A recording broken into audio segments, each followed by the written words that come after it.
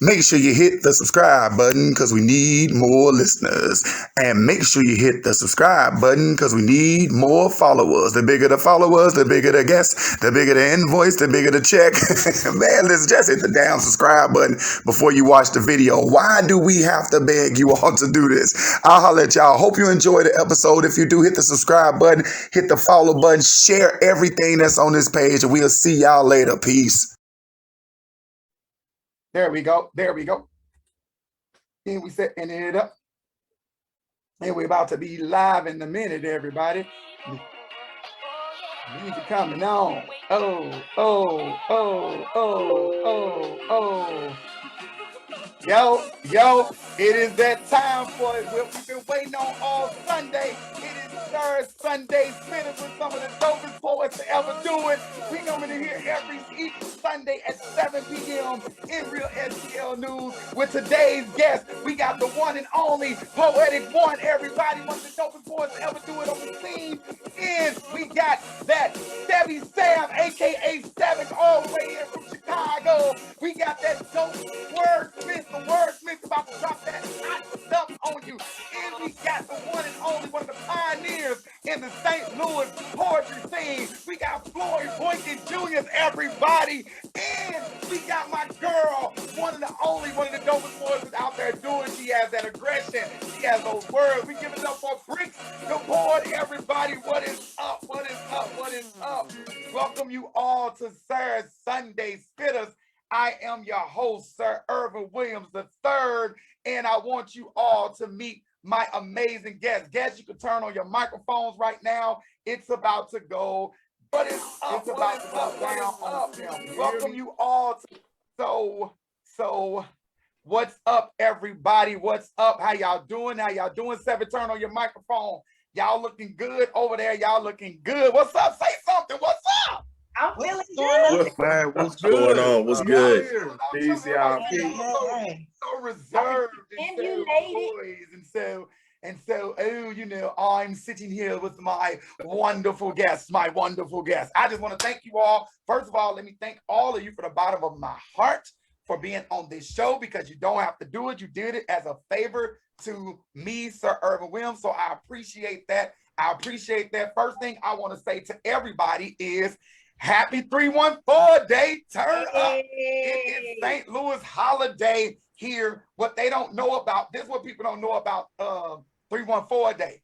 314 day consists of nothing but the most St. Louis of all St. Louis things you can do.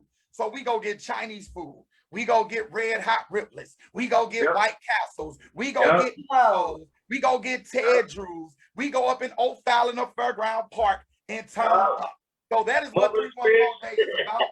It's celebrating our culture here in St. Louis, because we need things to celebrate. So I want y'all to come in, say thank you all for coming in to Sir Sunday Spittas. And I just want to ask all my guests, hey, how are you during this pandemic? We're going to start with you, Floyd Boykin Jr. How are you during this pandemic? I'm actually doing lovely, actually, in terms of, I'm working, you know, I'm doing my regular jobs and still doing my artistry, of course, and doing a whole lot of different things, actually, in terms of artistry, trying to learn some different instruments and things like that. My family as well. Most of my friends are well. Last year was rough, though. I lost a lot of folks last year, but I'm thankful that I'm here. I'm thankful to be able to see all of y'all. My people are all up in the building today. Yeah. And I appreciate all y'all, man. I'm doing great. And let me do that again, because I'm being rude, because I'm over here multitasking right now. Let me give you all, I'm gonna introduce you all thoroughly. This is the Mr. Floyd Boykin Jr., one of the dopest poets to be on the scene. He was on the scene when I came on the scene, before I came on the scene, and he's one of the brothers I really looked up to and admire. I thought he was amazing. He does everything from publishing to playing instruments to poetry to singing. This brother does it all. So that was Mr. Floyd Boykin Jr., everybody. He's also an amazing father. He's just an amazing brother to know, all right? And I'm gonna ask you, Miss Brickz Da Poet, AKA the hairstylist, AKA the poet, AKA the serial entrepreneur, AKA the boutique holder, AKA the flies Virgo out in St. Louis. Miss Brickz Da Poet, how you doing? Well, I'm doing well. I actually opened up this salon, Vorpre Hair Bazaar, during What the was it called again? pandemic. I couldn't hear you. What was it called again? Vorpretz Hair Okay. Bazaar. Okay. I opened this up in September the 2nd. The pandemic has been fine. You know, I've been doing okay. I feel like business is. Before I came on the scene. Oh. That was me. I'm sorry. Okay. Yeah, I feel like before the pandemic, things were rough for me. My mother passed away a year ago. Hear that. Yeah, I took care of her, but I'm basically getting back in the swing of things and putting myself back out here and just surrounding myself around positive energy. All of you, Seven, Poetic One, WordSmith, Sir ErvinJWilliams, and the gentleman spoken vision. What's your name? Mr. Floyd Boykin Jr. Yes. Yeah, I'm surrounding myself around a bunch of positive energy, so it feels good to be here. So I'm just moving forward and just keeping a positive mindset and keeping people with the same positive energy around me. That's what's up. That's what's up. We need that. We need that positive energy. Let me tell you, the people you surround yourself with, they either gonna bury you when you down or lift you up when you down. You hear me? So you got to be careful who you surround yourself with, because nobody has time for people trying to kill your dreams because they're not pursuing their dreams. You hear me? What about you, Miss Poetic One, who got your new book out? She's also a lyricist, spoken word artist, poet, philanthropist, teacher, educator. What's going on, Poetic? How you been doing? How you doing during this pandemic? I am good. I am good. Man, I'm blessed. I'm blessed. I don't really have much to complain about. Just published a book October of last year. What's the name? And I'm in good spirits. So yeah. What's the name of the book? The book is entitled "I Love Jesus, But I Need Therapy," available on Amazon. As well I as love Jesus, but I need therapy. That's a real statement right there. Because here's the thing about it. People pray for mental instabilities. I mean, to have mental stability, and God be like, hey, yo, I created these things called therapists. You might want to go try one of them out because we created those. I have that book, by the way. Oh, that's what's up. That's what's up. She did support and buy a book. That's what's up. We got it. We have to support. Everybody go over to Amazon, pick up Poetic One book. We have to support. What about you, the one and only, the wordsmith, brushing the beard, got the yarmulke on the head, one of the dopest poets, one of the dopest philanthropists, also served in the military. This dude is amazing as well. I can't say so many things about you all. How you doing, Mr. Wordsmith? You know what, brother? First of all, thank you for inviting me here. I'm doing well. I have nothing to complain about. Just been grinding it out. You know, last year kind of smacked all of us around a little bit, but you know, I'm still thankful to be employed, and I still been working on my artistry. I've been working on my project that's it's been pushed back a little bit. It's called Thoughts in the Words Volume 1, but it will be coming out soon, so I'll keep everyone updated on the release date for that. That's what's up. Congratulations to that. And where you are? You located in where right now?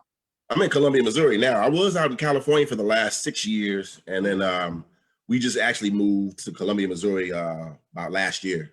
Oh, that's a huge difference. You go from busy California to nothing Columbia, Missouri.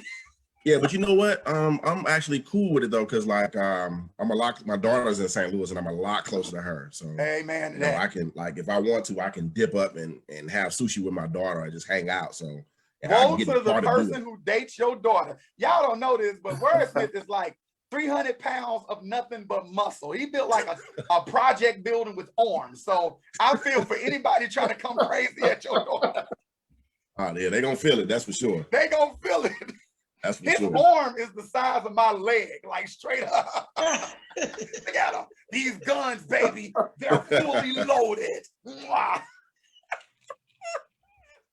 And what about you? Look, what about you? Let me go down the list of stuff that Sevvy Seven do. He is an MC. He is a poet. He is a host. He is a lyricist. He has his own podcast. He is an actor, a writer. This brother does everything. What's up, Sevvy Seven? I don't know what that is. I don't know what that is. But he does that. You gotta ride the wave, catch the wave, man. You know what I'm saying? I'm chilling, man. It's one. I'm a million% honored to be in the room with all you guys. we all have a special connection. And for each one of you guys in this room, we have a special connection. We have several different ways that we cross paths, and I'm very honored to be in front of all you guys.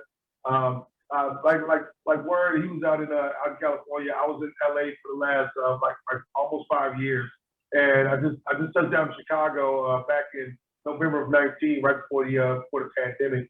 You know, it's craziness, but thankful to God. Been working from home. I work for a yoke now. You know what I'm saying? But working from home, so it's been good. I can't complain at all. And check out your background. That's not even a picture, everybody. That's his view from his home. You know, some of us doing it too big around here. You hear me? Hey, we gotta grow up in the game, man. I'm saying, like, man, it's real rich till we go buy this new house. So, you know what I'm saying? But it's all about us, like, in growth and living better and being blessed, and you know what I'm saying, let God work the magic out, you know what I'm saying? And pretty much just stay out the way, stay out of our own way of ourselves. So it's been, working for me. I've got enough bumps on my forehead, bumping my head too many times. Now I'm trying to dump, stay out the way, and just let God take it over.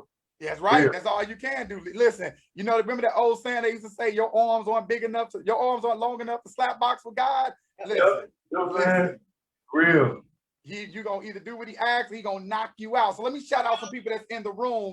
That's joining us on Sarah Sunday Spitters. We have Tracy Roberts, Daisha Pokes. What's up, Daisha? Daisha say, what's up, Brickz? We have LaShawna Laner. We have Franklin Thomas. We have Caroline Juicy. We have Dino Corleone. I think I'm saying that Corleone.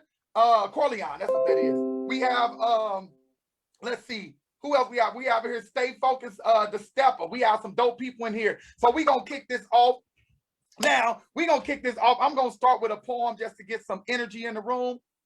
This poem is called Mr. Duplicity. It is entitled, it's actually one of the titles of my, book. And what people don't know what Mr. Duplicity is, duplicity means deceit, gall, hypocrisy, fraud, trickery, and that's what duplicity means. So this book, this is dedicated to all of it's just, it's a reflection of what I see with people that's on the scene, with people that's in relationships, with people who are just period. So this is where this poem comes from. Mr. Duplicity. He plucked those strings, plucked those strings, plucked those strings to your heart. He walked in the room and all the heads turned. He was suited to kill the eyes of all the past about women who all desired his deception. You see, kind words with a snake tongues, he froze their glances in his prey. Skillfully played the tunes they were familiar with, plucking the strings to their insecurities, which matched the vulnerability in their eyes. The aroma of righteousness beckoned them for healing. They willingly gave themselves to him, deflowering their purity, worshiping him from behind microphones. He used their backs to cleanse the feet while he walked all over them. They walked away with the blood stains he left inside of them, cleansing their wounds with the breach of contract, using his lies as a signature to their demise. Lesbians, he proclaimed, tactfully attacking their womanhood to banish his shame. See, he wept for them and prayed on them, devouring the mission to expose him, conquering the minds to control them. He matched their intelligence with his wit and won every single time. He knew the old rules of the heart as he masterfully played the game well, gaming gullible girls by gently gazing in their eyes, pressing pressure out of their soul. He boldly manipulated the manipulators into feebleness, told them that fate doesn't exist unless you worship at the microphone feet of me. Oh, indeed, he turned these flowers into weeds, spraying from formaldehyde to destroy their offsprings. He manipulated the manipulators masterfully, conquered them with good intentions. He kissed away their fears with confidence. He captivated their loneliness with his company. They never complained, but joined the game with their own intentions. They wanted to control him. They love him past his demons. I can kiss away his fears. I am woman enough to. They've all lost along with their homes, families, and souls. See, he is Mr. Duplicity, The realest fraud from beginning to end. He saw you coming, sparked your insecurities with one puff of his cigarette and told you, baby girl, stop running. Let me kiss away the forgotten spaces. In between time and shame, he conquered you. Played the self-loathing games with you. What's sad about it is you've seen him before. You've cooked his meals before. He's walked through these doors before. You've heard his lies before. His familiarity looks like the coat hanging in the closet with yesterday's scent still resting in his pocket. Remember the first time he left you, played you like Monopoly and capitalized on you. Different names, but the same script. You're standing there, the actress, creating new scenes with the same characters. His eyes reminded you of your past lovers, sketched in black and white. You've forgotten how lonely it feels to be vulnerable with your heart on a string while someone else plucks it. Your illusion of love, unconcerned with your feelings. See, he plucked those strings to your heart, had you painting your face, dancing for his grace, accepting his mistakes. He could change, you thought.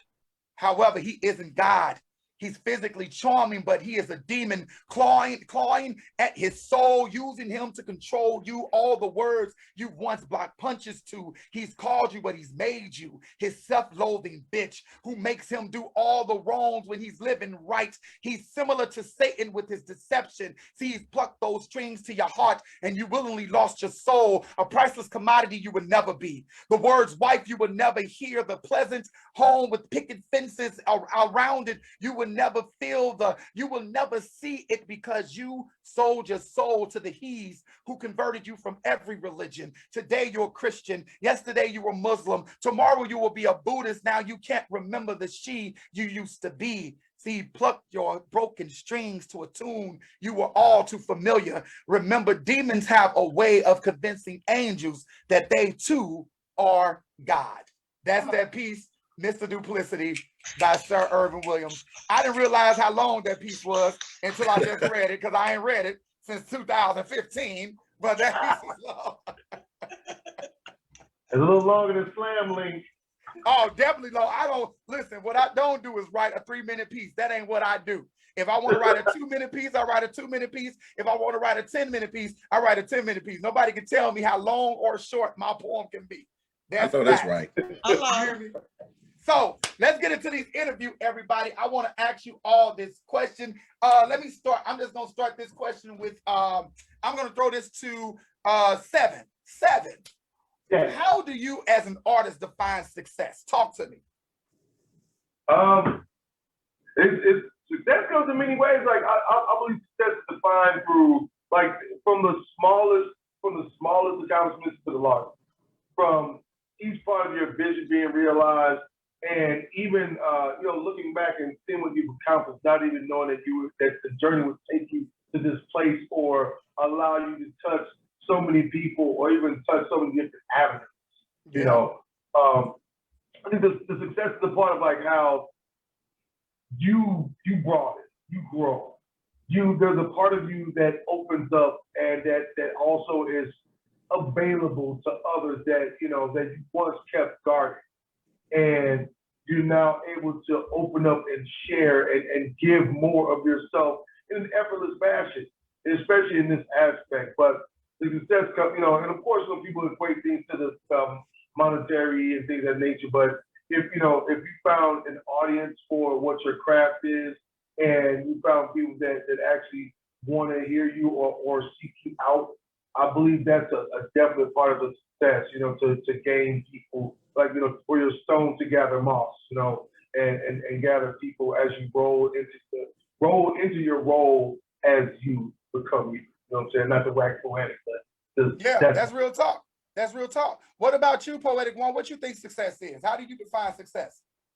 Whew, you would have asked me this when I was 18, I would have had a different answer. Yeah, we all would have. Back then it was a different. But looking at it through the eyes of a 31-year-old, I would definitely have to say, for me, it is possessing an ability to have impact within my community. Mm-hmm. It is acknowledging the fact that when somebody can still appreciate the work in which I did 10 years ago and saying that it's still impacting them today, that is success for me. And then lastly, of course, I'm getting paid out here. Like, it's an insult to offer that $50, Yeah. I know what I'm talking about. It's an insult when somebody wants to truly pay you your worth and they wouldn't dare step to you with that. That's success. Yeah, and it's one of those things too. Like I tell everybody, this is what we do. This is our bread and butter. This is how some of us been staying above float during this pandemic. And it's not disrespectful because anything that you paying, if that's what you can afford, that's what you can afford. However, if you can't afford a certain type of poet or a certain type of entertainer, that's absolutely fine too. Like this whole thing, and I don't know why I'm going on this tangent because I'm gonna get to everybody else, but this whole thing of like trying to hustle hustlers. Like we hustle for a living. Just come to us and say, hey, yo, Seven, I can't afford to pay you this show, but we are doing this for this. Do you mind offering your service or can you offer your service? And if Seven says no, you can't be mad about him saying no. He didn't put in 682 years to be coming out here and doing. That's 682. Hey, but look, but check this out. But look, you can pay me $50. You know what I'm saying? But you're gonna get $50 worth. That part. We're just bringing it back to you, Wordsmith. How do you define success, man? Hey, you know, success, I think it could be a number of different things. It can be something as simple as somebody that works 60 hours a week that still finds time to volunteer to help somebody else, to, you know, to a drug addict finally giving up the needle. Yeah. You know? It's levels to success. There's no one thing to it. From a poetic venue, from a poetic side, like Poetic One said, you know, we're in a position now where we can get paid, you know, and to be able to create something that's yours, you know, no one can take that from you, you know. Like I can go out right now and commit a crime and get locked up, but you can't take away my creativity or my craft. And so to me, like someone that has honed their craft, you know, because not everyone can call themselves a poet or a spoken word artist, you know. It's some people that just, oh, I write poems, okay, and that's cute, you know what I'm saying? That's cool, that's cute. But that doesn't make you a poet. Like I can bake a cake, but that don't make me a baker. You know what I mean? So from that standpoint, I think anyone that has honed their craft, I would definitely call that success. Awesome. And that's what I like about the word success too, because success is a finite word. There's no one definition of success. Like my success could be totally different, than somebody else's level of success. So that's why I always ask that question, because I like to get different interpretations, because even with someone else's interpretation, it might even change the way that I think about success. What about you, Mr.? Do you want me to call you Spoken, or do you want me to call you Floyd Boykin Jr.? Because I always have to say it's like a pimp named Slickback. You have to say Floyd Boykin Jr. Floyd Boykin Jr. is fine, brother. Floyd. Okay. Successful or being successful to me, honestly, I like to define more so what is successful, and that is taking that first step beyond your fear. So once you make that first step going towards your goal, you are being successful. Absolutely. And so when you think about, if you take that approach, in my opinion, if things doesn't necessarily go the way you want to in terms of like you're the top poet or the top singer, whatever, you know, you kind of setting yourself up for a downward flow if you don't, you know, reach a certain goal. But if you're reaching for the goal, you're being successful. So absolutely, that's how I look at that. I love that. That's a great way to look at it. What about you, Brickz Da Poet? How you view success? Well, I definitely agree with everybody's idea of what success is. Like everybody basically describe a different variation of success. And I feel that, you know, success isn't like one thing. Success is like WordSmith said, like Poetic One said. But for me, like I said, I don't think success is like one thing, but if I had to narrow success down, it's being able to take what's in here and make it visible in the world as we see it, you know, like bringing it into fruition. Yeah, you know, it's like it's one thing to have an idea, a concept, or a dream, or let me give an example. Example being Poetic One, Poetic One's book, the book that she published. To me, that's success, because that came from here. and now it's physical. It's in this, it's here. You know what I mean? In this planet, in this world, like somebody that created the first plane, or just like we on this video right now. So for me, success is being able to take something that is not actually physical and it's almost like abstract and make it physical. You know what I mean? like a manifestation of your thoughts. Like I thought about like it. manifesting. Yeah, being able to actually manifest what's here. And thank you, sir. Yeah. Thank you. It's being able to manifest. You know, a lot of people have things that they want to do, you know, but a lot of people don't know how to make it happen, don't know how to, it's just always that dream of what they want to do. When success is actually putting the action behind it, applying, putting the work in. It's like, okay, yeah, you're a poet, but when was the last time you wrote a poem? To me, success is that poet that's in her room at work, wherever she is or wherever he is, writing new material day in and day out. To me, that is success. Success is like me, I'm an artist, I draw. A lot of people don't know I draw. But to me, success is looking on the artistic line on Facebook and seeing people actually painting on those canvases, actually putting those canvases out there. So, you know, whereas I'm saying I'm an artist, they actually have the art, it's producing that product. You know, it's so you know, for me, it's giving back to the community, is having the youth be able to see something in you, you know, just being able to touch people's lives, whether it's with your book, whether it's with your words, whether it's with your business, your craft, it's with your art, it's whatever you do, you know, like, to me, that's success. I don't know if I... Yeah, I think you don't even overthink it. What you're saying basically is success is being able to manifest your thoughts and also produce within the community what you're trying to do. And that is a pivotal thing that people have to think about, because what did you leave the world better than when you found it? Did you leave it a little better? Because of you, did the world change? I have this concept that I live by, and I tell my students this, and it goes, even if you take a pebble and you toss that pebble into the ocean, no matter how small or insignificant you think that pebble is to the ocean, that ocean has been changed forever. It is never the same again. No matter how small the change is, that ocean is never to change. So I always say that about poets. No matter if we think poetry doesn't mean anything, you tell that to Langston Hughes. You tell that to James Baldwin. You tell that to Zora Neale Hurston and W.E.B. Du Bois and all these great writers who came before us. You tell that to them, and we're still talking about their work 100, 200, Shakespeare 400 years later. So you tell that to those people. If you think you tell those to the people who wrote the Bible, if you think poetry isn't successful. So that's my stitch on it. So I'm glad you brought up this thing about dreams. So I want to ask you all this: are you living your dream right now, or are you kind of going with the flow of life right now? I'm gonna toss that first question to Poetic One. What you think, Poetic One? The infamous one. I think who phone is that? Who phone is that now?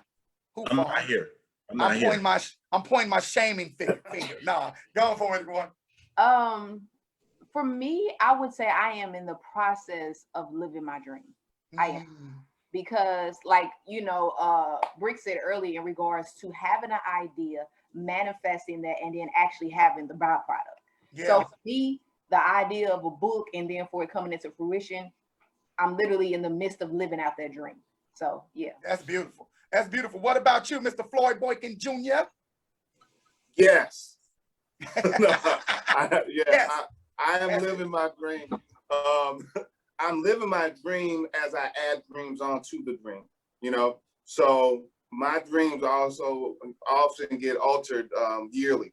So, but yeah, because you do everything, bro. It's nothing. They would say, if somebody came to me and said, Floyd Boykin can change your motor, I go, yep, I'm sure he can. I'm sure he can. But I mean, that's the thing about me. I think once you get rid of fear, man, that's like the main thing to live that dream. When you get rid of at least the bulk of your fear, because there's certain things I haven't done that that I have fear about doing, and I haven't done it yet. But the other stuff, I've jumped into it, and I've been living it. I've been getting support not only, locally, but nationally, internationally. And, to me, that's been lovely, and I don't do it for finances or things like that. I do accept finances, but I don't do it for finance, so, but yeah, man, I'm living the dream. I'm living a dream, not the dream, because I still work 2 jobs. And a lot of people don't know that about me. I work full-time job and a part-time job, but I never talk about those, because they already getting promoted by promotion for all kind of stuff. So we ain't got to talk about them. The spoken vision's been popping since 2002. Yes, these are facts. These are facts, not even opinions. Before I go to the next person, let me shout some people out that came in the room. We got Knowledge in the room. Knowledge said, "What's up, everybody?" We got What's up, Knowledge? Hey, Knowledge. We got Shay Brown is in the room. We got I'm a survivor in the room. I'm just shouting y'all out. We got my auntie. I gotta shout my auntie out, Miss Teresa Anderson. She always in the room. She always supporting. Thank you all for tuning into the room. And let me go. Who did I stop? Let's go. Brickz. Brickz, are you living a dream right now, or is life like got you on the fence? What's going on? Oh, I'm definitely living the dream. Okay. I'm sitting inside of one of my dreams, which is my salon. Say that again. That's an entrepreneur or a business owner. You hear me? This is my second business. My first business was an upscale resale clothing boutique from 2011 to 2016. That was one of my dreams. I've performed for over 2,000 people at a university and got paid thousands of dollars. That's yay. That's a dream lived, done. I put it in, etch it in stone. But I have so much to offer the world. Again, I had said earlier that my mother had passed away, and it was a year ago. I took care of her up into her passing, and so for a moment, I didn't even know really if I was going to be able to do anything. If I was going to be able to manifest this business, if I was going to be able to continue to write. And that's why when we were talking about success and people that are able to push through, caring for my mother, she went from not being able to, from walking, talking, being a supervisor for the United States Postal Service, to not walking, not talking, and eventually not eating and passing away. It gives you a real new appreciation for life and people in general, and growth, and people that are striving and pushing and persevering through whatever it is that they're going through. It gives you a different love, you know what I mean? So, for just for people, for writers, for people that are living their dreams, that are accomplishing it, because dreams, I mean, I know we have billions of dreams. There's so many things that we want to do as people, it's endless. We continually grow every day, so for those people that are, yes, I'm living my dream, but I have so much more to give. Yeah, you living, so you saying I'm living part of my dream, but I have so much more to put in the calculation of this dream. I definitely understand. What about you, WordSmith? I'm gonna say no. Okay. While I do have a job that pays extremely well, let me hold $13. Let me hold 13. I know, right? My cash app is up. You can shoot $13. Hey, look, I get a stymie like everybody else. But and I'm appreciative of the job, and I actually like the job. But my dream is to be paid for my writing. Yeah. To be able to do it full time. Like, I'm paid for my writing, but to be able to do that full time and not need anything else to sustain, like, that's my ultimate dream. So, but I am working on that. So. And do you now? And I'm gonna ask you this question because I'm just providing pushback, because it was something I had to come to a realization to with myself. I never had the opportunity to be a full-time artist. And I don't think that's a luxury that most artists, particularly from the city of St. Louis, we don't necessarily have that art. And what do you think it will look like if your wife came to you and said, listen, babe, sit down, 2 years, go pursue your dream, full throttle, go for it. Would you take that deal? Like she gonna say, I got the bills, I got the kids, I don't care, go for it. 2 years, don't you clock in nobody's job. Probably not. Ervin be throwing them tomatoes out there, don't I? Probably not. Probably not. I understand you like, cause I'm a grown man, I'm gonna take care of mine. I'm not going from eating steak and lobster to just eating crab. That part. So I'm not gonna live off a woman, even if it is my wife. Yeah. That's number one. Number two, at this point in my life, if I can be honest, I'm just used to certain shit. Yeah. You know what I'm saying? Like, what if your wife was Oprah? If I want to go,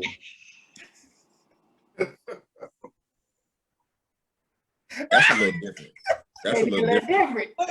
But I mean, that's a little different. Don't say that because that's a little different. If you've been providing for your wife, if I'm married to Oprah, like that money's already there, and so like I wouldn't have a need to work. You know what I'm saying? So that's already there. You know what I'm saying? If your wife was Oprah, you wouldn't. But if I'm married to Oprah, I already got the plugs. I already got the plugs if I'm married to Oprah. So it's whatever.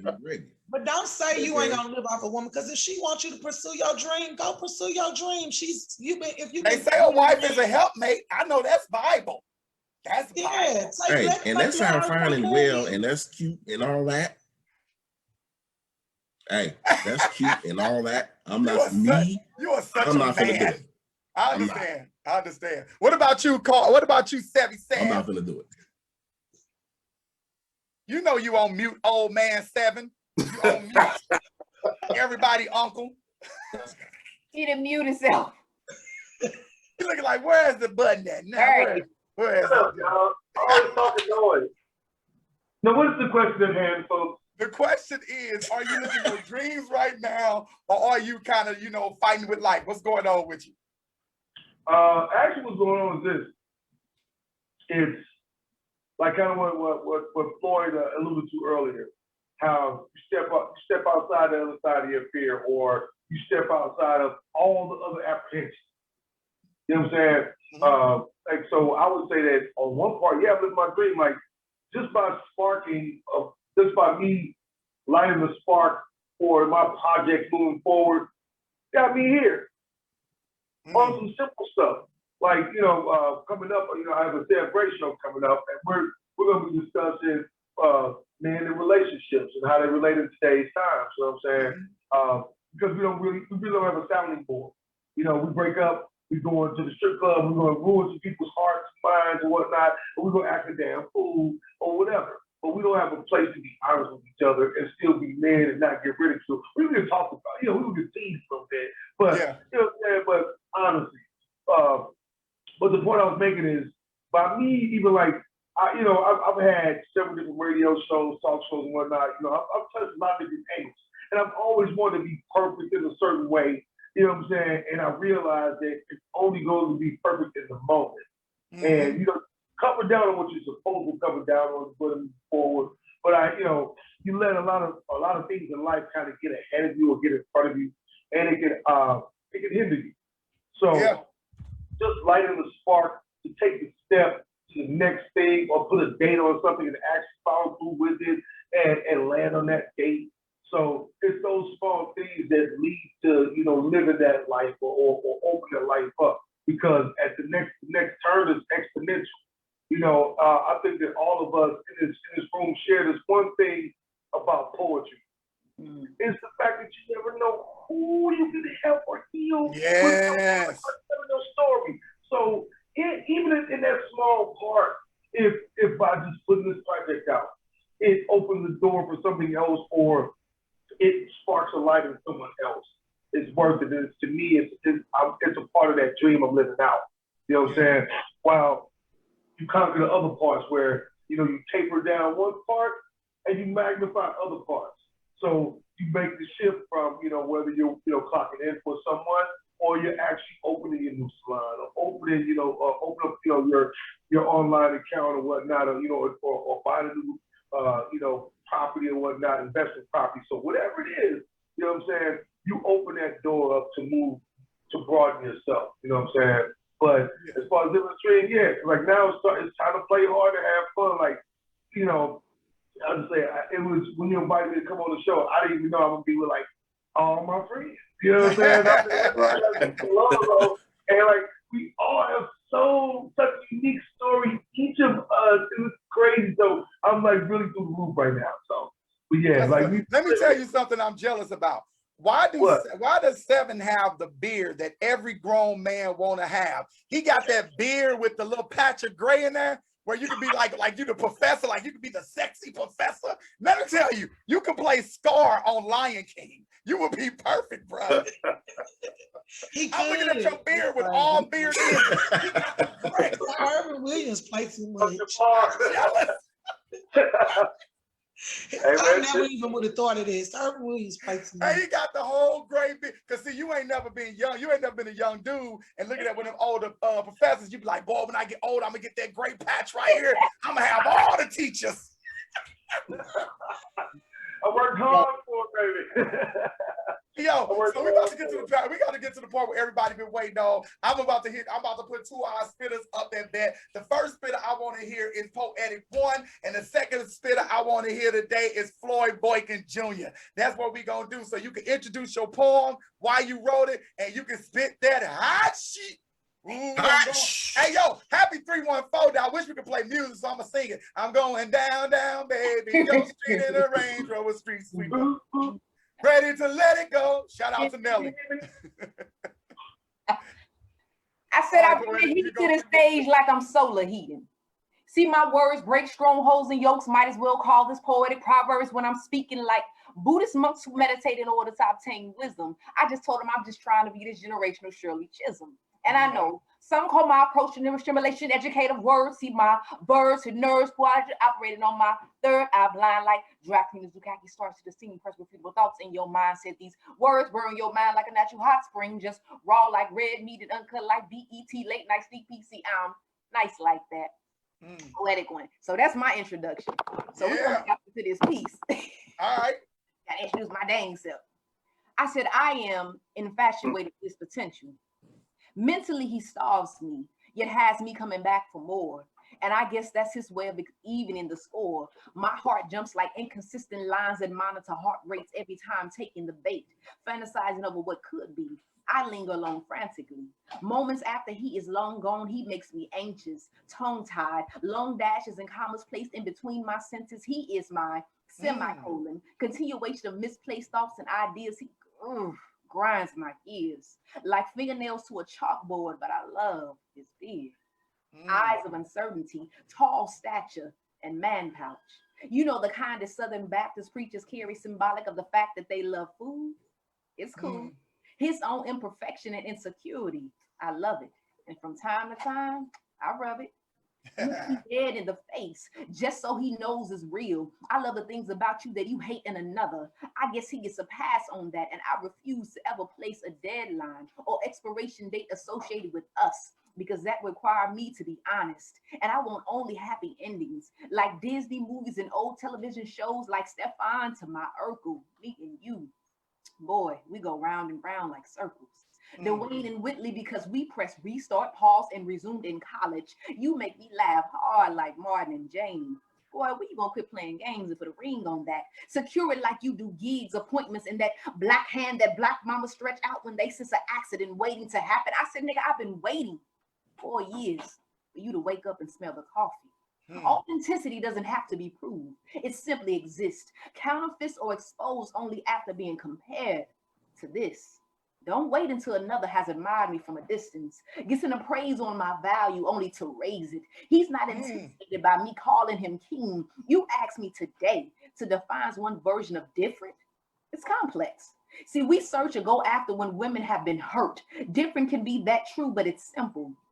It's a woman's version of having a wake-up call to open herself up to a man acknowledging her worth and doesn't make her pay, or form a relationship too long ago and have moved on. I said, I pray you don't miss it. Like buses that come every 15 minutes, she is more than to be compared to a lifetime.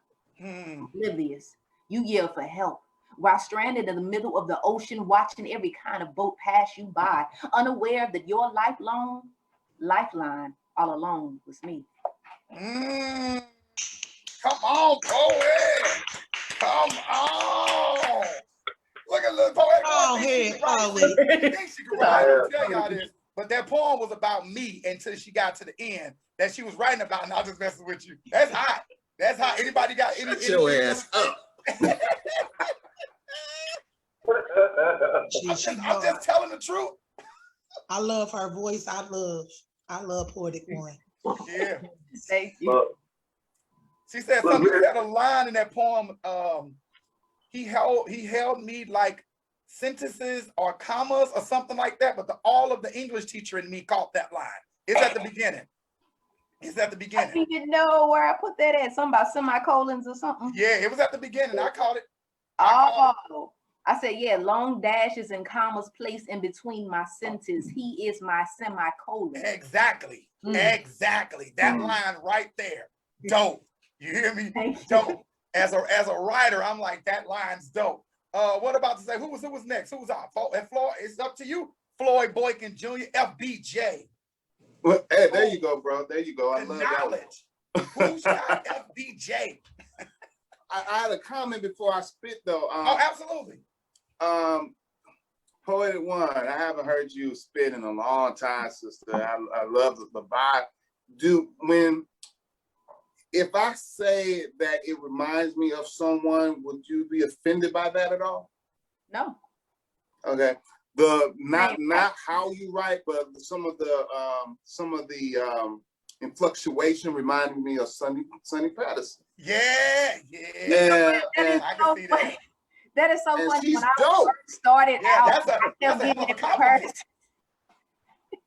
Right. And I do mean that completely as a compliment, and that's why I wanted to ask first, because some people don't like to get compared to anybody, and like Sonny just hotness, and I heard a little influence in there, and I just wanted to bring that up because I think that's dope, and I love what I heard. I love your whole vibe going on, so I just wanted to give you props. That's crazy. I've only heard like 2 of her poems, but definitely somebody I look up to. And yes, I have received that when I first started off. People told me when I was on the road that I reminded me of her. So that's a good person to be reminded of. Let me tell you this.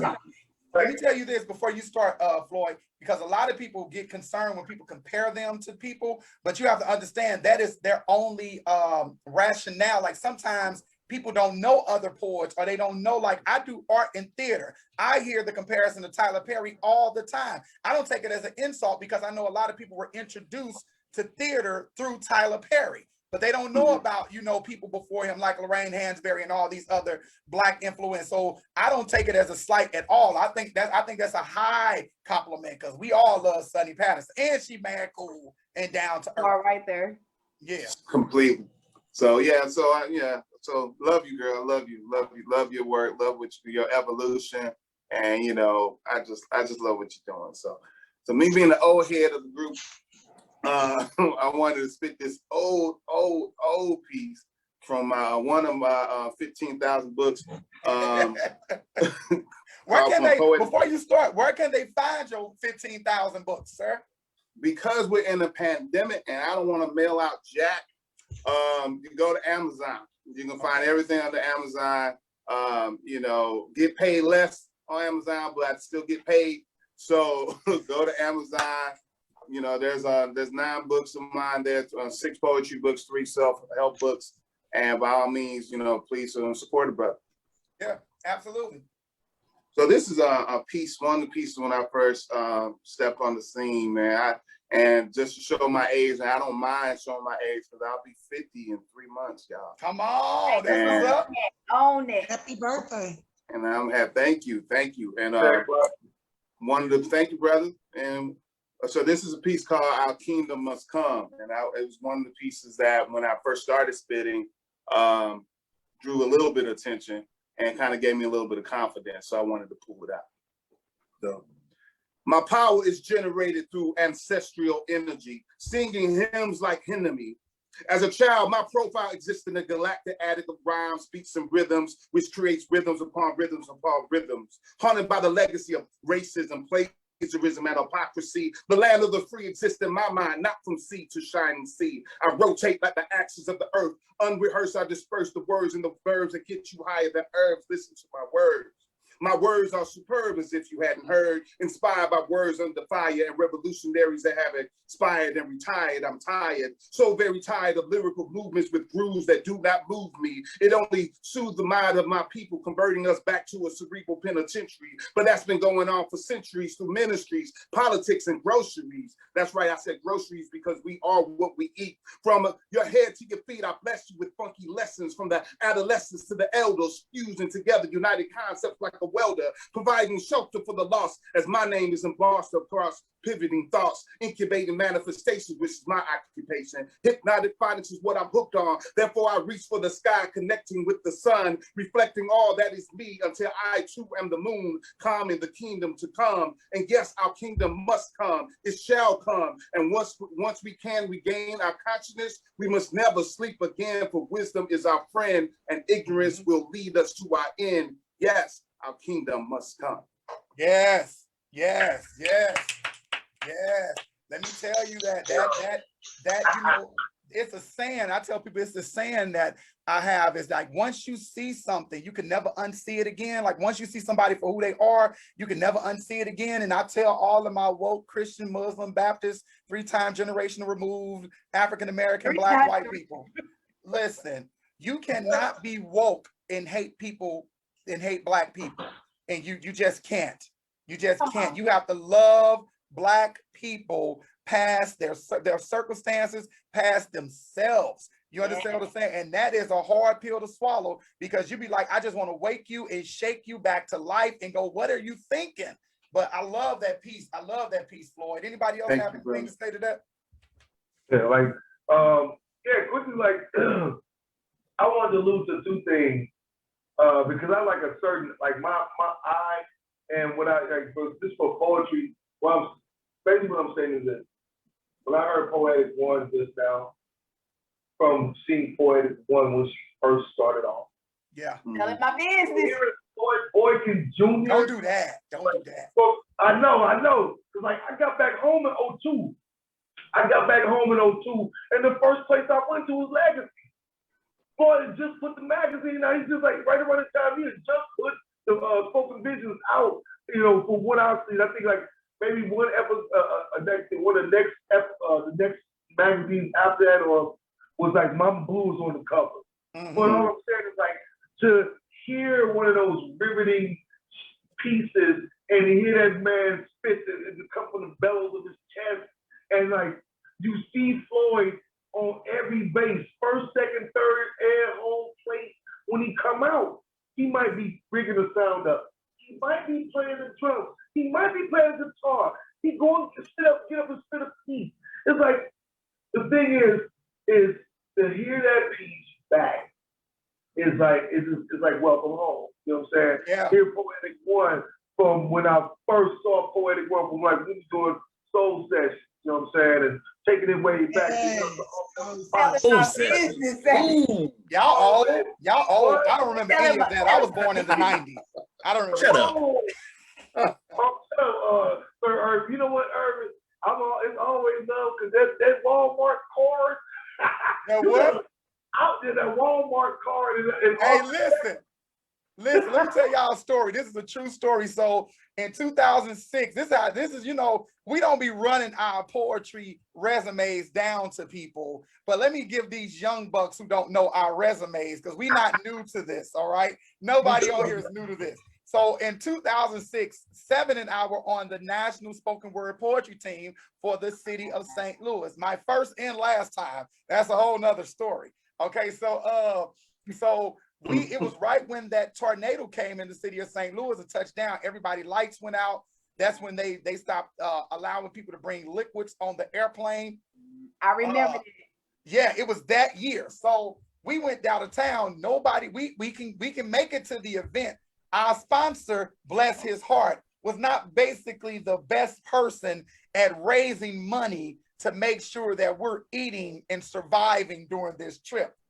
I was working at the, that's the nicest way I can say it, Seven. That's the nicest way I can say it.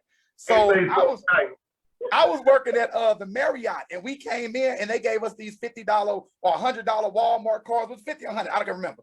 They gave us these Walmart cards for us coming in. Making a long story short, I took that Walmart card. We went on this trip. We probably did not have $200 between all of us. Do you know I used that card? We bought rotisserie chickens, put them in the hotel room, and we ate on these chickens and whatever we all bought on that $50. And we ate on that the entire trip until we got back. And you're talking about starving artists. That starving artists. Seven and I was literally out there, and my line Seven, we became this duo. We even made a show up of, how did the show go, Seven? Look, we had this song, like, so everyone, like, no matter what happened, we were the two biggest energies in the at the National. So whatever's happening, like, it's Sevvy and Ervin back together again. What kind of crazy mischief? What kind of crazy mischief will they get in? Them are two of my favorite people too. Yeah. It was crazy. It was a crazy time. Like, you know, we wound up, like, we got close, like we all became such like ingrained as like family, and we just like, no matter what, that's my brother for life. Like, you know what I'm saying, for real, because like we shared a crazy time.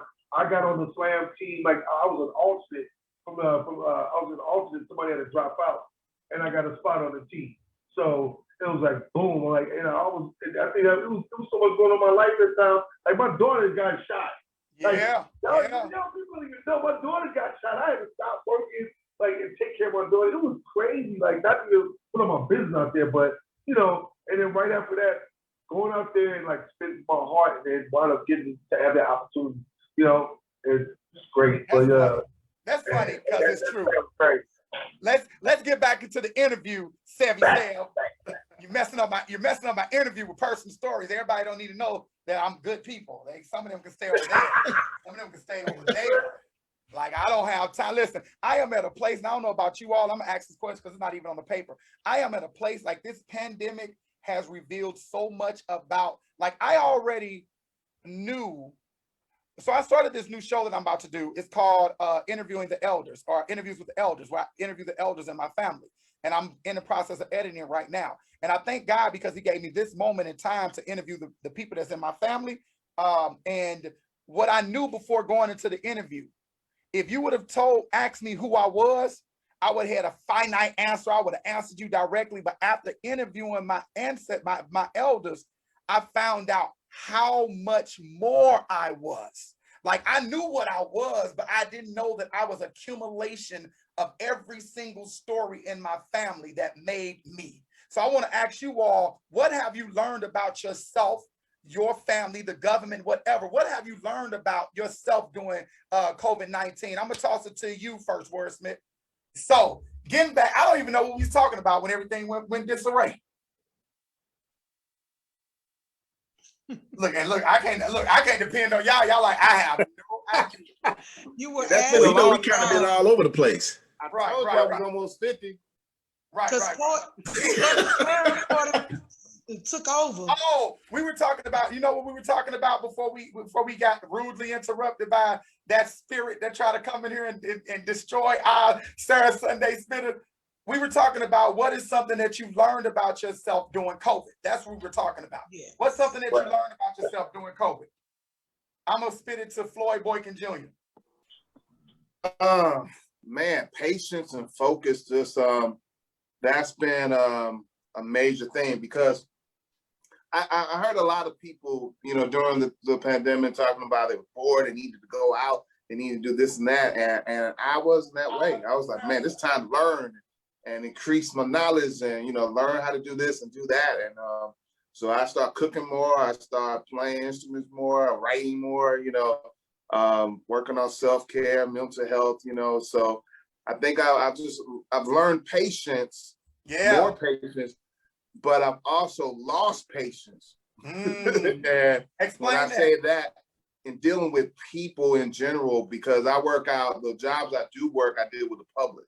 And to go to go out there in the public on the lines, working with people and seeing how much disrespect they have for people on the front line. I work in retail on my part-time job, and the people coming in, man, they were just so rude, and it didn't matter what color you were, male or female, they're just so rude and disrespectful in reference to other people's safety, So I stopped liking people as much during the pandemic, So I really don't like you at all now. Well, I've One learned of to the really. people said add the CASHAPPs back. That's what I'm doing slowly but surely. I'm trying to add the ones I know for sure. Spoken Visions with a Z. And then what was it, Floyd? Spoken Visions. And then ENT at the end. All right. Vision. Oh, hey, that was Shay Brown. I thought the company, I didn't want to say anything about the company, like, hey, Shay Brown. Right. And yours is just Poetic One, right? Mm-hmm. All right, hold on. Sorry about that. We having technical difficulties, but we gonna get it up. What about you, Wordsmith? What is something you learned about yourself? Because we learned that Floyd realized he has no patience with anybody anymore. I'm gonna also piggyback off of Brother Floyd and say patience. Because for me, I'm a person that doesn't require much. Like if I can go to the gym and go to the movies every once in a while, I'm good. But it's one thing to not want to go out and do a lot of stuff, and it's another being told that you can't. And so for me, that was like the big deal. Like it made me want to go out more because I knew I couldn't, you know what I'm saying? So definitely patience. And I just kind of took it as an opportunity to sit still, and just meditate and get back to me. Yeah. And I tell you what, like during this pandemic, my pen been on fire. Yeah. So, but y'all be the judge for that for yourself. I don't know. I just write poems. Yeah. What about you? Look, even my phone reboot. What about you, Brickz? What about you? The pandemic has the pandemic just helped me to manifest, because I manifested a lot. I did the wall behind you, the painting, the walls. I painted these walls, the interior design, light fixtures. It looked crazy stuff. I learned how to protest. I did have to protest a little something. Not to give up, to keep fighting. It hasn't really, honestly, the pandemic haven't really affected me like it has affected others. I was at the time I was an essential worker, so I didn't stop working. I got more money.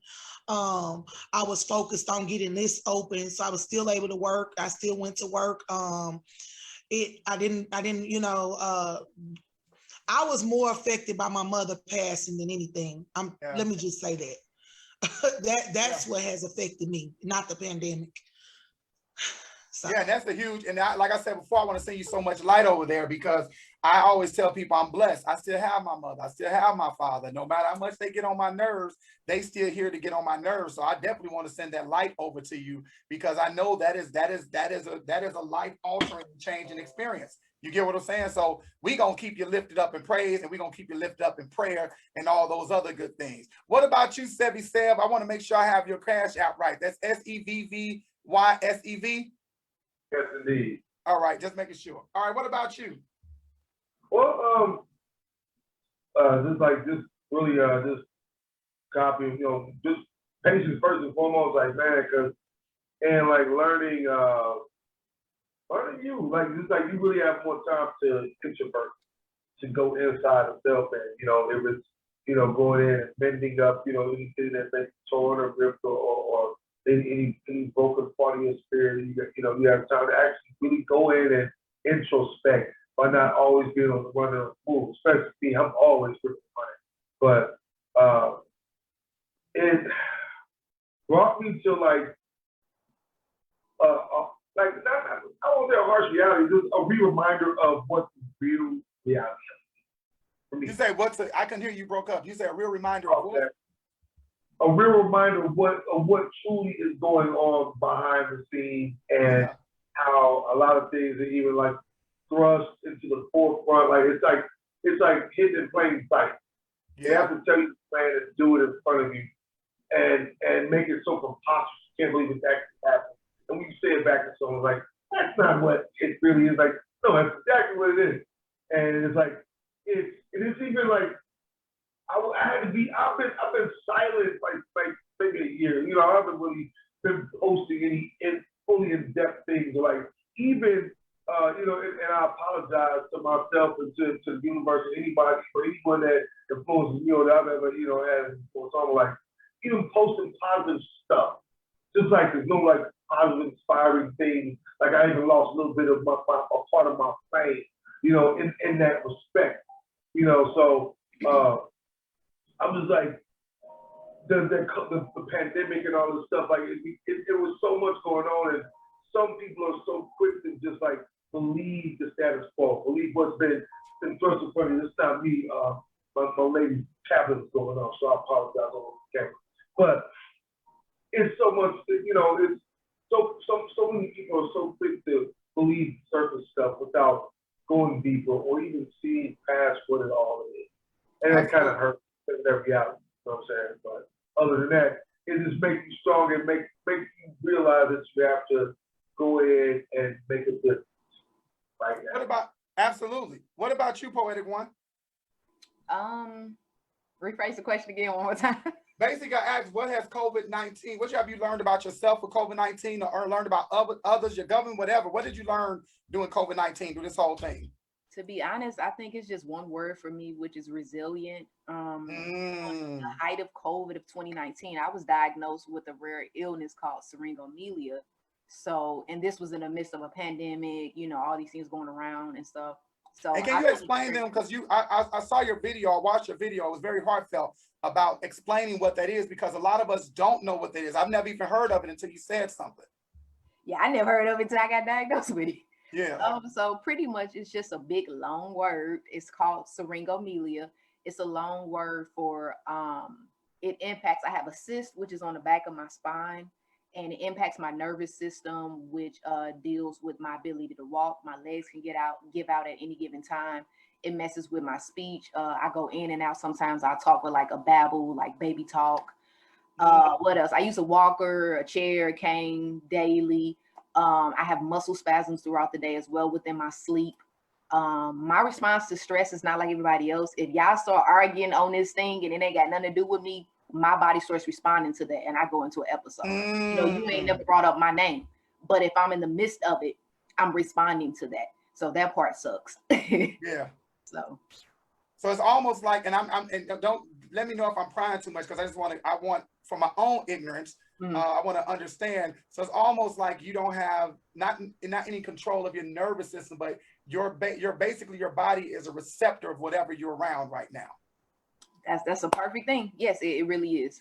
So my family have to be very conscious of raising a voice around me, even if they play arguing and stuff. Like, I'm just super sensitive, and it sucks. Wow. And to be a poet, listen, we send you some light because we feel everything, even when we try not to feel it. Right. Listen, people see your glory. They don't know your story. You sitting over there all beautiful, queened up in your queendom, and they don't even know. They don't even know. I'm having a good speech day today. I'm having a good speech day. So. That's great. That's amazing to hear. Now, who did not answer that question before I move on? Who did not answer that question? Was it WordSmith?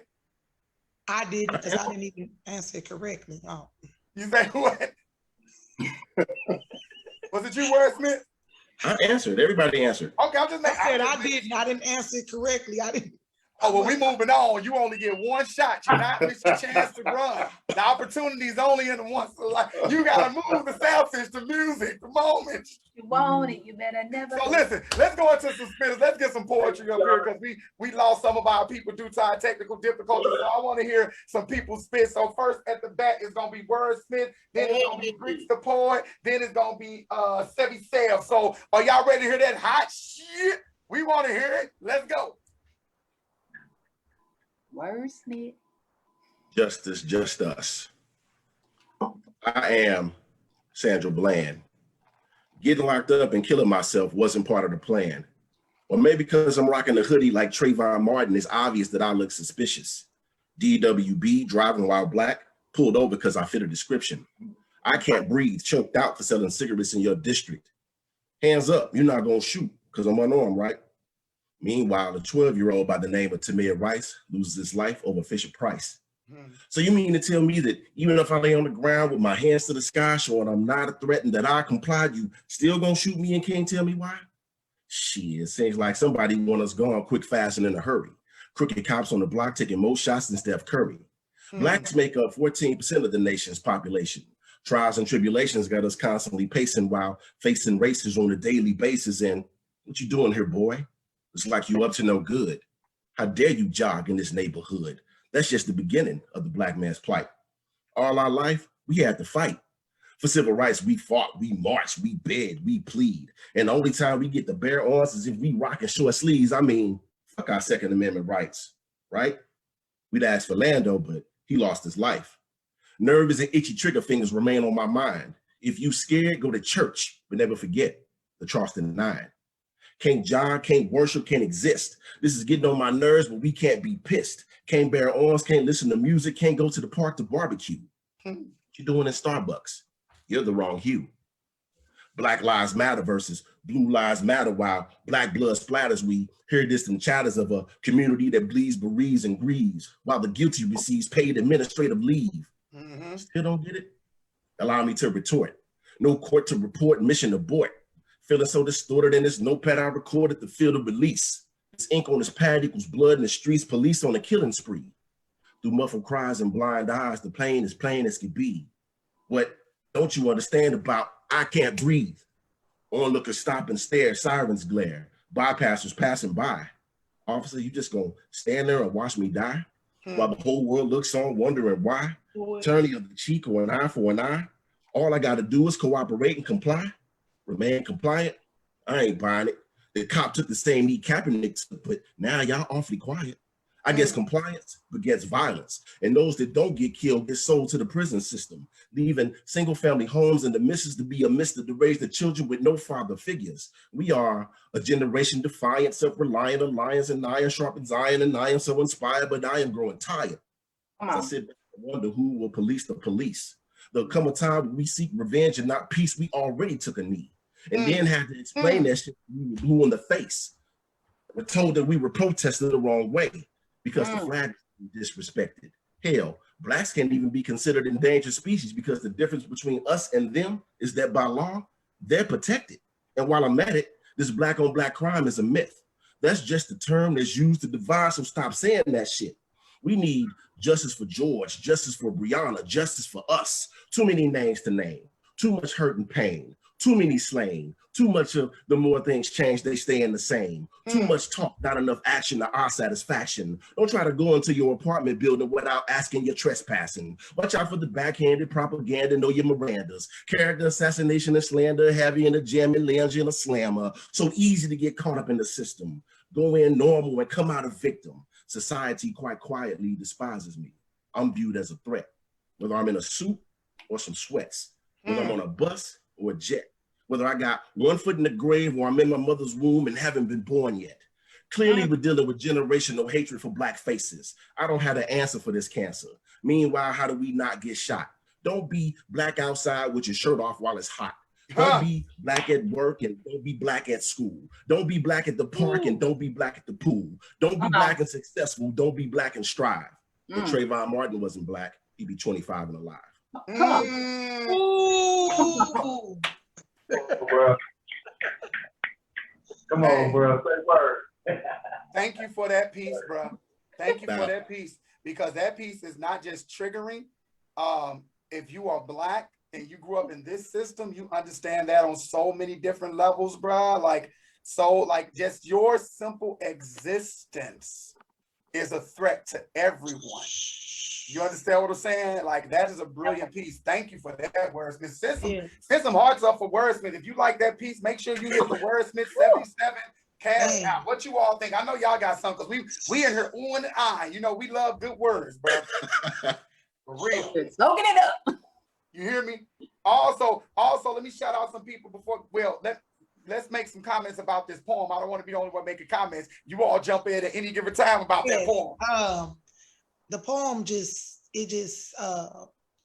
just like a dagger, like a just piercing, like just piercing, because it's the truth, man. It just speaks on so many different levels of what's been going on to us, and you know what I mean, all of the hate and just the end too. Don't be black, don't be I mean, we getting killed. I love your piece, baby. You ripped it.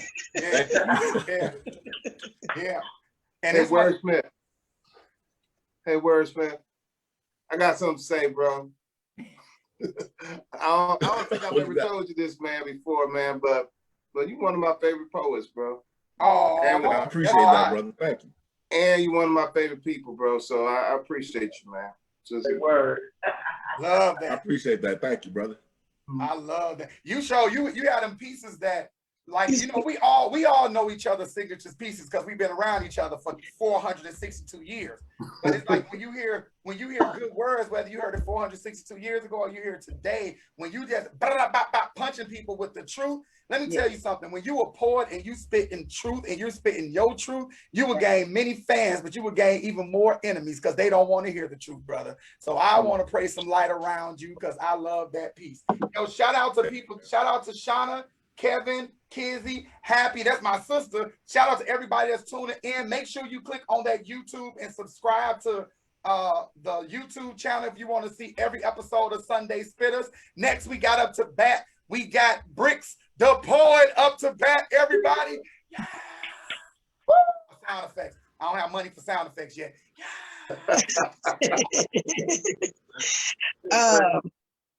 So I know you said tell us why we wrote the poem and the name of the poem. I'm going to definitely do that because we don't get to do that often when we on stage. Absolutely. So I'm going to I like this. I'm gonna elaborate. So I'm gonna do this piece that's called "Welcome to a House." Basically, at 14 years old, I was raped by a 24-year-old man. I was a virgin. I was lured into his home and raped. It was someone that I knew, someone that I trusted. And basically this poem kind of embodies, you know, if this house could have done, like, basically is an embodiment of this person in a way. So basically instead of me directing it to him, it's like I'm mad at the house. Got you. It's like a metaphorically speaking in a way. Okay. Houses like these lustfully leave scars, so she lives inside her memories, strangulated by immersions of imagery that invade her mind. She wore virgin like a tight-fitted red dress, and her virtue quickly transformed and she became torn and tattered flesh, vigorously ripped from her womb, naked, Eve's apple picked, a new wisdom unveiled, and her eyes were open, and she spilled over, empty, raw, like fresh meat slaughtered. Welcome to a house that muted the screaming plea of an adolescent girl.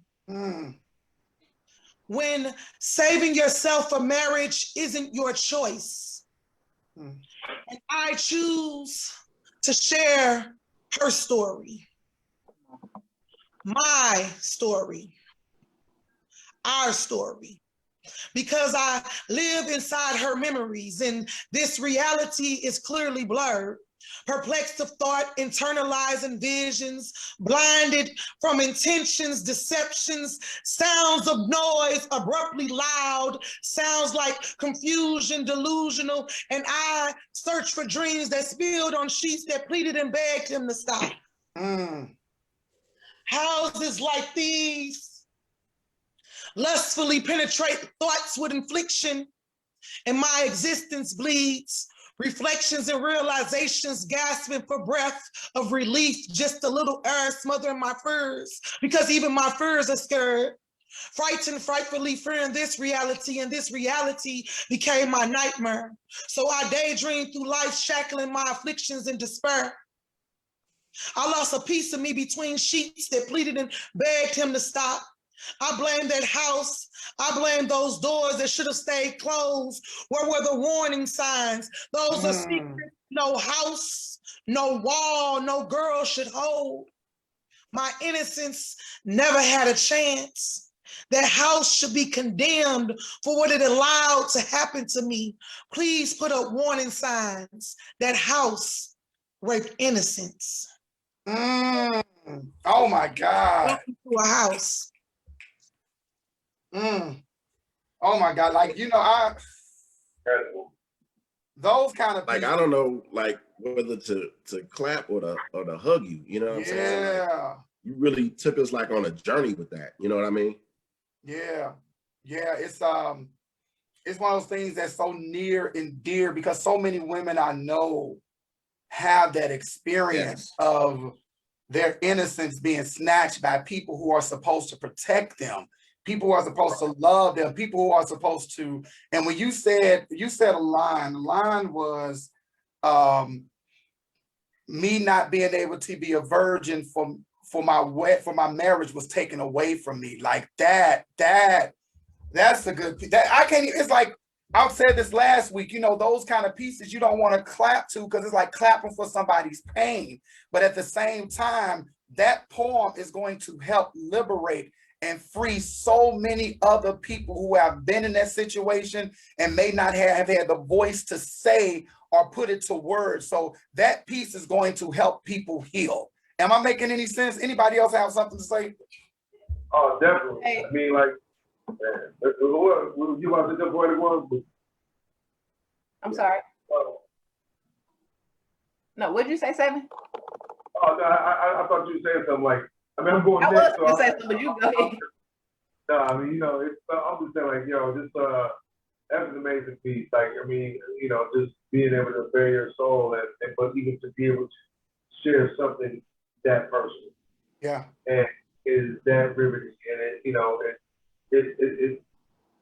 like I said, you never know who you'll help with that, but like even for the bravery, you know, to just be brave enough to share it is amazing. Yeah.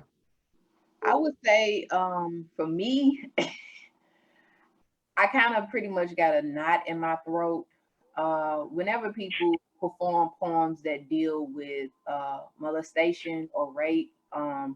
It's triggering for me. Because me personally, I've been sexually assaulted multiple times, and I've also been raped. So, it never gets easy. It's more like you just bracing yourself for, oh God, here we go again. And while I want to appreciate the piece, I have to literally go to a certain place in my mind in order to be present while the piece is being performed.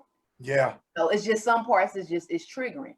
So, but from one sister to another that understands in the sense of having something taken away from you and not having the ability to consent. That's a powerful thing to possess the ability to share your story and to convey it in the way in which you did. And I agree with Ervin. Every time we spit these poems, we take back a portion of our power. And yes. Every time that you speak your truth, and you say it and make no excuses for anybody and how it offends, you get back a piece of your power with that. So absolutely. I don't care if it happened 10 or 20 years later. I mean, I'm 31. Mine happened when I was 20, and it still feels like yesterday. So kudos to you, Queen.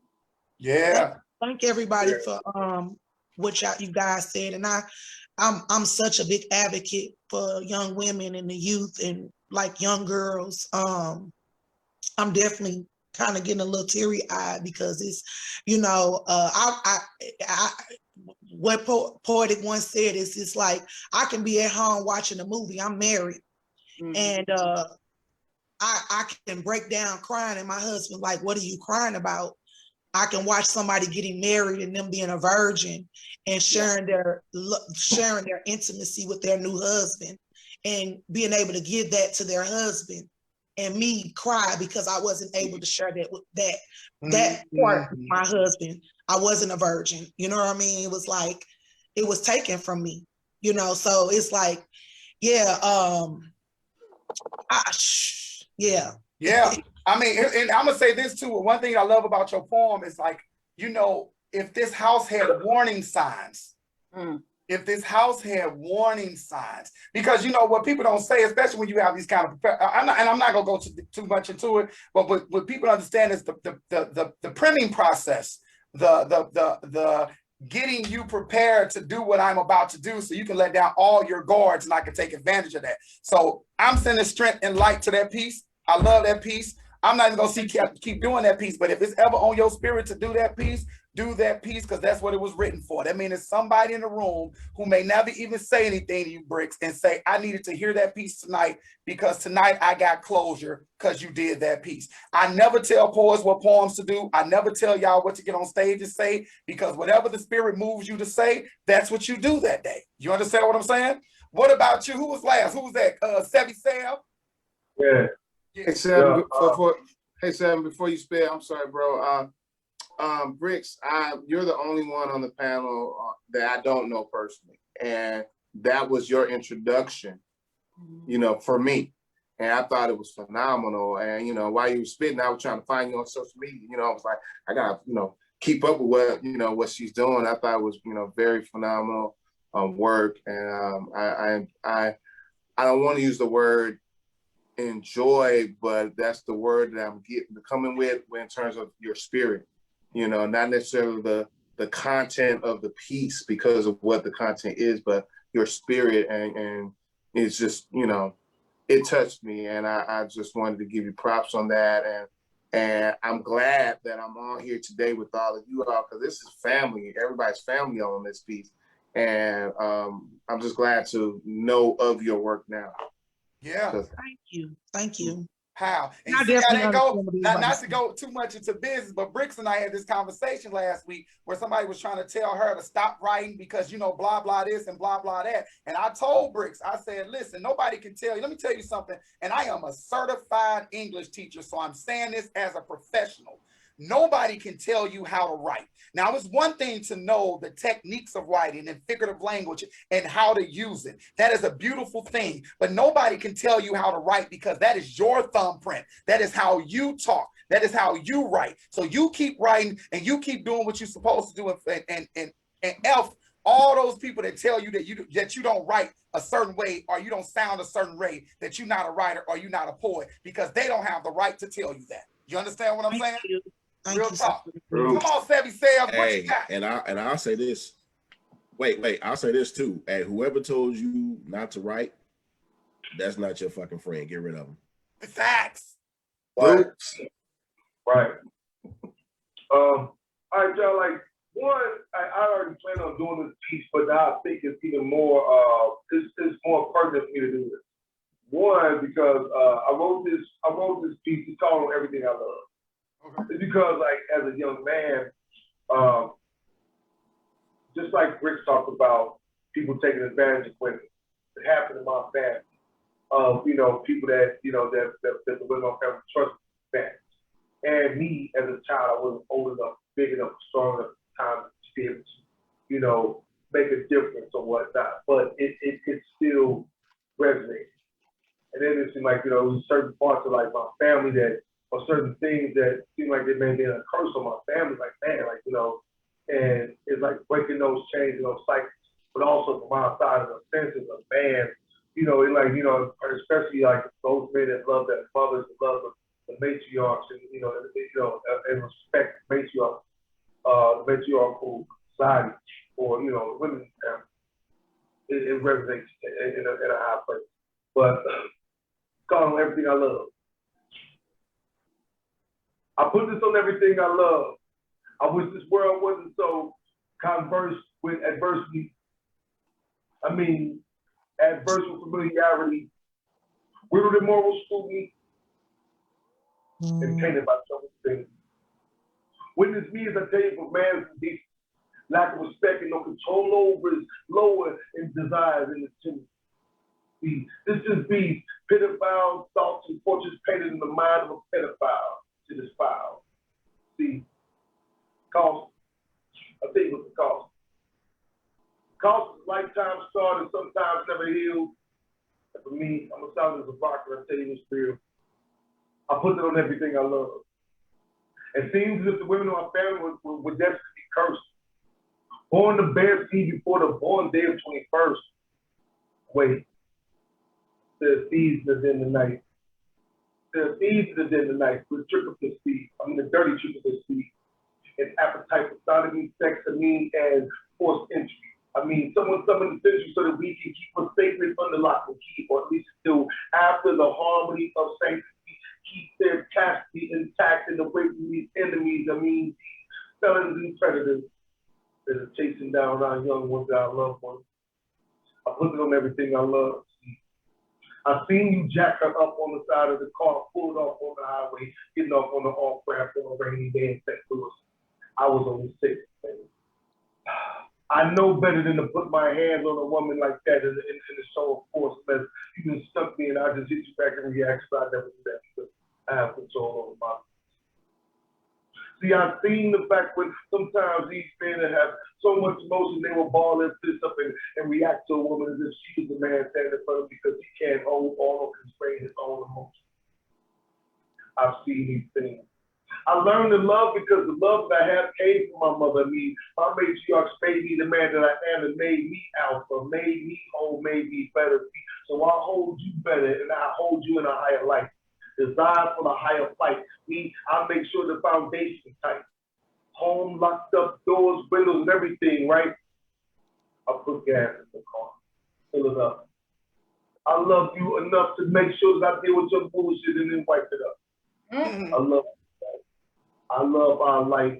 I love the fact that we together can always get right. I put it on everything I love. Yeah, that's that piece. That's that piece. Thank you, thank you, thank you, thank you. Listen, I know him. No. Next time, listen. When you say the line about how you witness him putting hands, like people don't understand. Listen. Let's have this conversation now since we in here. People don't understand. Staying in abusive relationships. If your kids see that, I don't care if it's coming from the man or from the woman. I don't care if it's verbal, physical, spiritual abuse.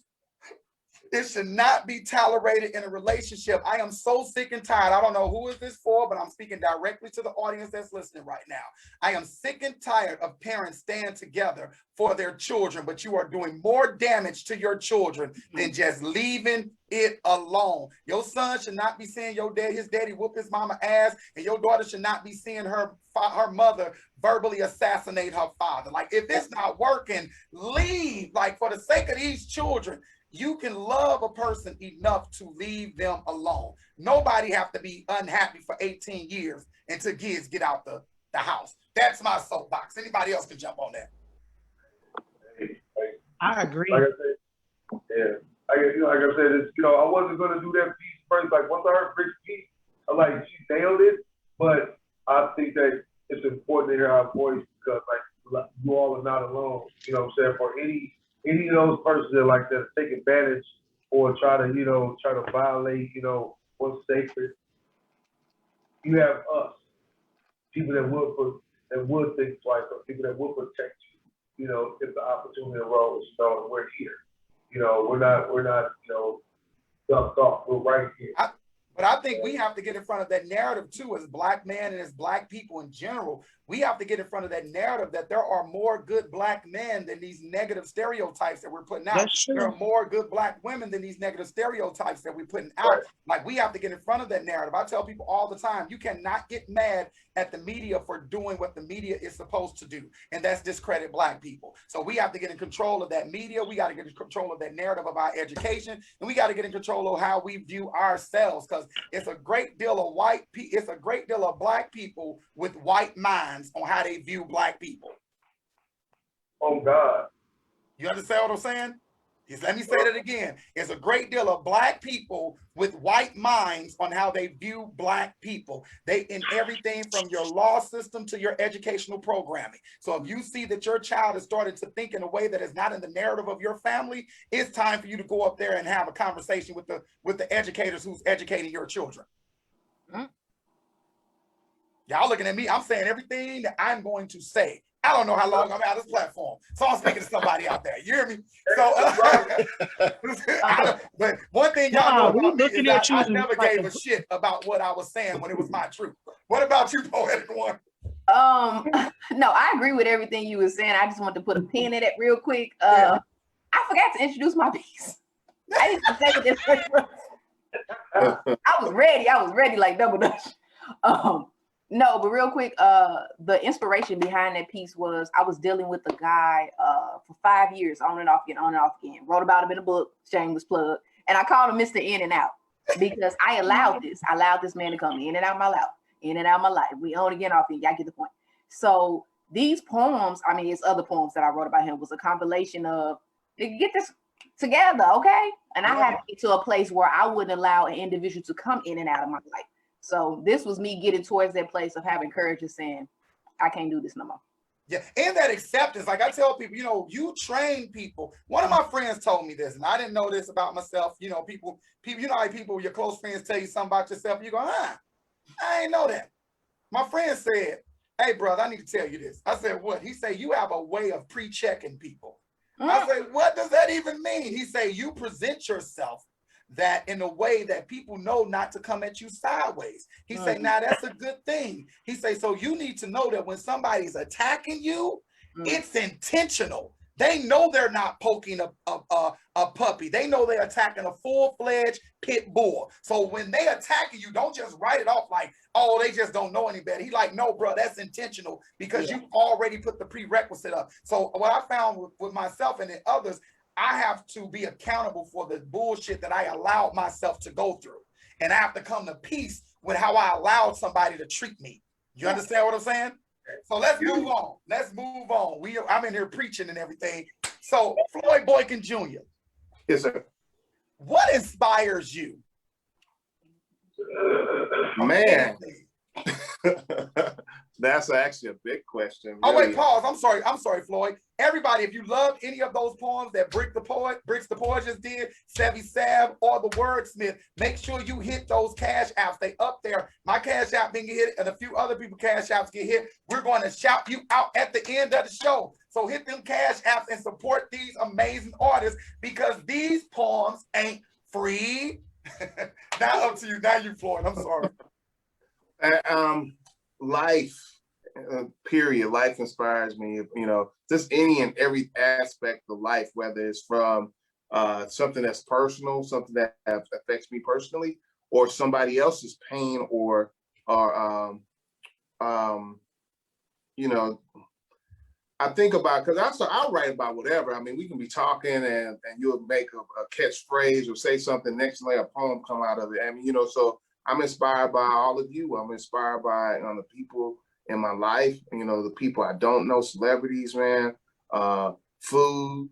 I'm inspired by a lot of different things, So the thing about me, because I have so many different ways of expressing myself, I get inspired by so many different things. I can be watching Chef Ramsay, cooking, and I want to make something. I want to cook something, or I hear a singer and I want to try to learn how to play something on my instruments or whatever, like right now, like the violin, for instance. I've been teaching myself violin for the last 3.5 years now. And it was something I wanted to do when I was a little shorty, but we couldn't afford it or nothing like that. And I started playing it. And like some of my biggest inspirations right now with violin and viola would be Chelsea Green and Monique Brooks Roberts, my girl Kizzy Washington. I mean, there's a lot of people who inspire me, you know, with the strings. And so many people to name poetically, you know what I'm saying? So it's like, I'm just inspired by life and energy, both positive and negative, you know, and truth. Absolutely. What about, and shout, Kizzy said what's up too. Kizzy is in here. Kizzy Washington is actually in here. She said, What's up, Kizzy? Floyd is an amazing, incredibly talented man. I follow him and I am inspired by his spirit. Also, Jeanette Burr, what's up, Jeanette? Said you better set those boundaries early on everybody or they'll keep crossing them. Shout out to Shauna and all the other people that's still tuning in. What about you, WordSmith? What inspires you? My daughter, man, honestly. I remember when she was born, like I was scared to death. I was about 22 or 23, having a kid. And I was just like, man, I'm responsible for like this little person. Like I'm in charge of a person's life. Mm-hmm. And even though things didn't work out with her mother and I, like I knew that all I had to do was just love my child and do right by her, and everything else would fall into place, you know? Mm-hmm. And so I've always tried to make sure that I could set an example for her on how to work hard, how to start something and finish it, you know, to be honorable, those types of things. And so, so I would say like my daughter is my biggest inspiration, because like everything I do for her is for her and for family. So I love that. What about you, Brickz Da Poet? What inspires you? Well, existence inspires me. Just this existence period. This planet, the people in this planet, all of you inspire me. All of you poets that are here on this platform, poets across the world. The poet that spoke at the inauguration, my son inspires me, my husband. My mother's existence inspires me. I'm such a, for real, I'm such a loving person. I'm so into just people. I can see someone 70, 80 years old in the grocery store, shopping, just buying groceries, and that's inspiring to me. I could see someone that's in a wheelchair that doesn't have any family assisting them, that are out moving around and maneuvering through life, and somewhere deep down inside finding the will and the strength to get up and keep going, no matter what knocks them down. So I could just say life, existence, people inspire me. What about you, Poetic One? Absolutely. What about you, Poetic One? A little bit of everything. More than anything, definitely my environment, my family, my loved ones. And lastly, just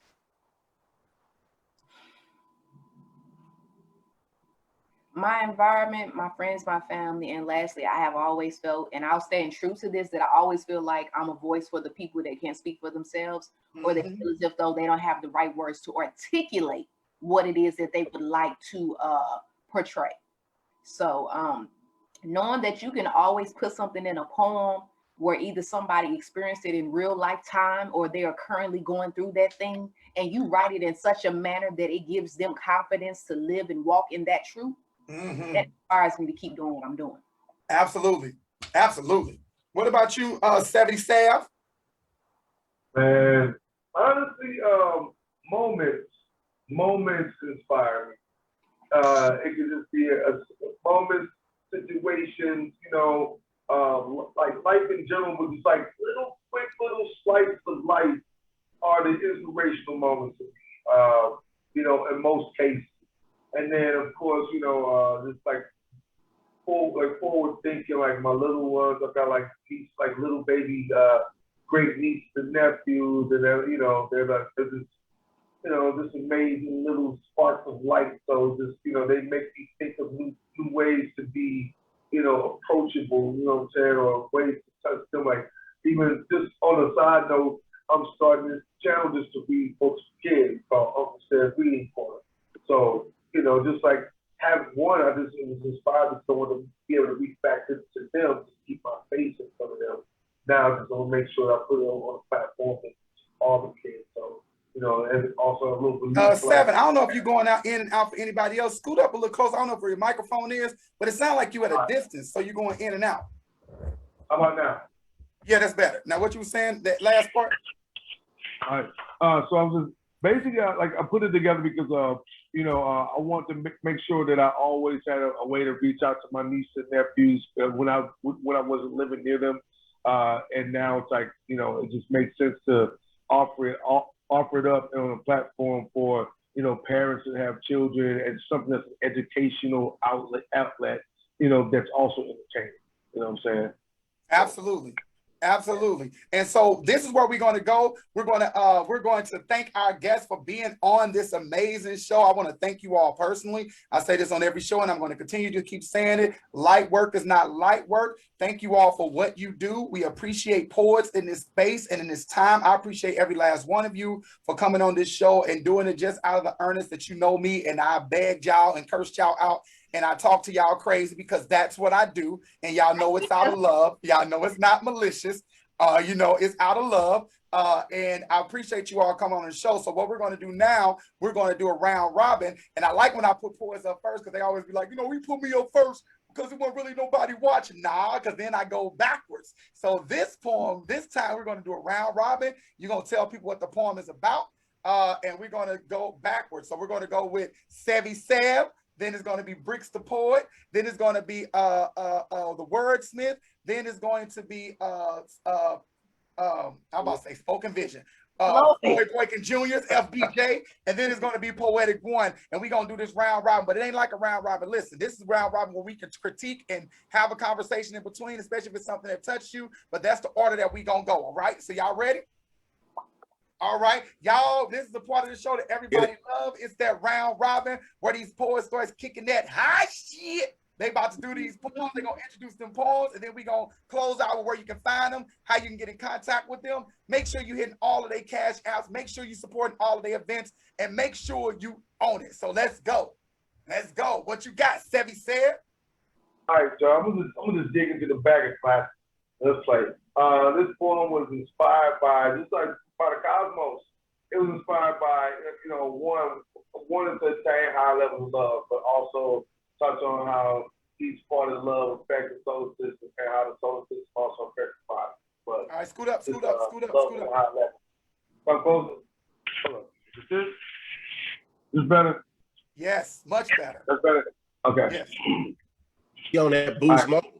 Yeah, you gotta pay that. You gotta pay that Metro PCS bill. I had a Bluetooth bill. I had a Bluetooth on. It was sitting on the side, so I took the sound off my phone. Anyhow, shut up, wordsmith. This could have been. We could have had this. Wait a minute. You mean to tell me we could have had this clear audio this entire time, and you just not doing this? You had one job. You had one job, Seven. I didn't know my audio wasn't clear. Nobody told you. Speaker, no. So, Come on, Paul. zodiologically speaking, I need to know your sun sign to drop down your essence and origin of sunshine. With one line, month, time, date, and day you were born, give an astrological pattern on what plane you on. Go on with your bad self and all that light you give off. You pack enough power, your pinky for the entire universe to live off. It's hard not seeing you stand at your majestic potential, but together we'll ascend the stars, but we're so less assisting them that are out moving around. over inside to know where your Scorpio rests. I'll address the house of Cancer, rule your stomach and breast. Lay my head on your chest, rest of your arms, not just when I'm sick. Encrypt the message of a more rate, and I'm too wearing it. On wings of hope, and I hope that you truly know self. Because if you don't know, then you won't know that you're cheating yourself. Believe in yourself. Who else has the power but you? I run patterns like the rings of Saturn just to get back to you. Yes, it's true that you're the embodiment of the universe manifest. But in your arms, I feel the essence of truly being blessed. How in the world could a man think that he could do this alone? Because with the love of a woman, he would never go wrong. Constellations to build our nation, spring, sun, moon, and stars. knowledge, my wisdom, nebula, and girl, we create all of the alls and all of the falls. Will never fall or never be stolen upon us in all. We'll all stand in awe of what we've created in all. We love us in all. In all. Now, I stand in celestial and mental, and we build our own solar system, and we are the love that we meant. Come on. Yeah, come on, poet. Come on, Okay. poet. That's when Seven was smitten by somebody. The rings of Saturn bring me back to you. The rings of Saturn bring me back to you. I hear you, Poet Seven. Some love, peace. Hey, listen. I gotta say, man, I appreciate those double and triple entendres. I see you. Rings of Saturn like Saturn. Come on, word. Look, I got the great Floyd Boykin. I have. Hold up. We didn't talk about the one-man band, Sir ErvinJWilliams, with the one-man show. You remember you did your one-man play, that series you did. You know what I'm saying? He did his own play, standing by himself doing it. I got champions on the board. I gotta come with the best or do my best I can. I got Brickz. I got Poetic One, spitting hot fire. She die-line in here. Die-line. Spit hot fire. You know what I'm saying? Why you bringing up old stuff, though? Why you bringing up old stuff? Cause, man, I've been in a room with incredible people. And like, I tell you, like, I'm so ingratiated right now because, like, we all have a personal connection. I have a personal connection with every last one of y'all. And I love y'all. This is crazy. It's so good. Love you back, bro. Love you back, man. Oh, man, feeling all love right now. You know what I'm saying? All right. Enough. Hey, they came for poetry. Next poet up. Let's go. I'm emotional. It's me. Yes, you, Brickz. Yeah. I like that you whispered, "It's me," like nobody else can hear you. It's me. Right. Okay, so this next poem. Ooh. All right, get it out. Stretch it out. Sorry. This poem is, what is this poem entitled? Everybody call it my haters piece. It's that's, I don't even think it got a title. People just say it's the haters piece. Do that haters piece. This is like anybody that know Brickz, that then like my family, my brothers, they love this poem. This poem was actually inspired by a bunch of people that told me I couldn't write. They like, man, you can't write. So Not your friends. Not your friends. they were not my friends. They were not my friends, but they were people that were in influential positions, and you know. But anyway, I wrote this piece, and it's a whole little piece, but it's still hot. They call me Brickz, and I'm not in that stanza click shit. The stanzas be grouping lines of verses, creating division, while pronouns are Boolean nouns and adjectives are news reporting about who's the lyricist genius. And clicks are swiping spits looking for others' approval as if their gangway is the only passage to the mic. Come on, poet.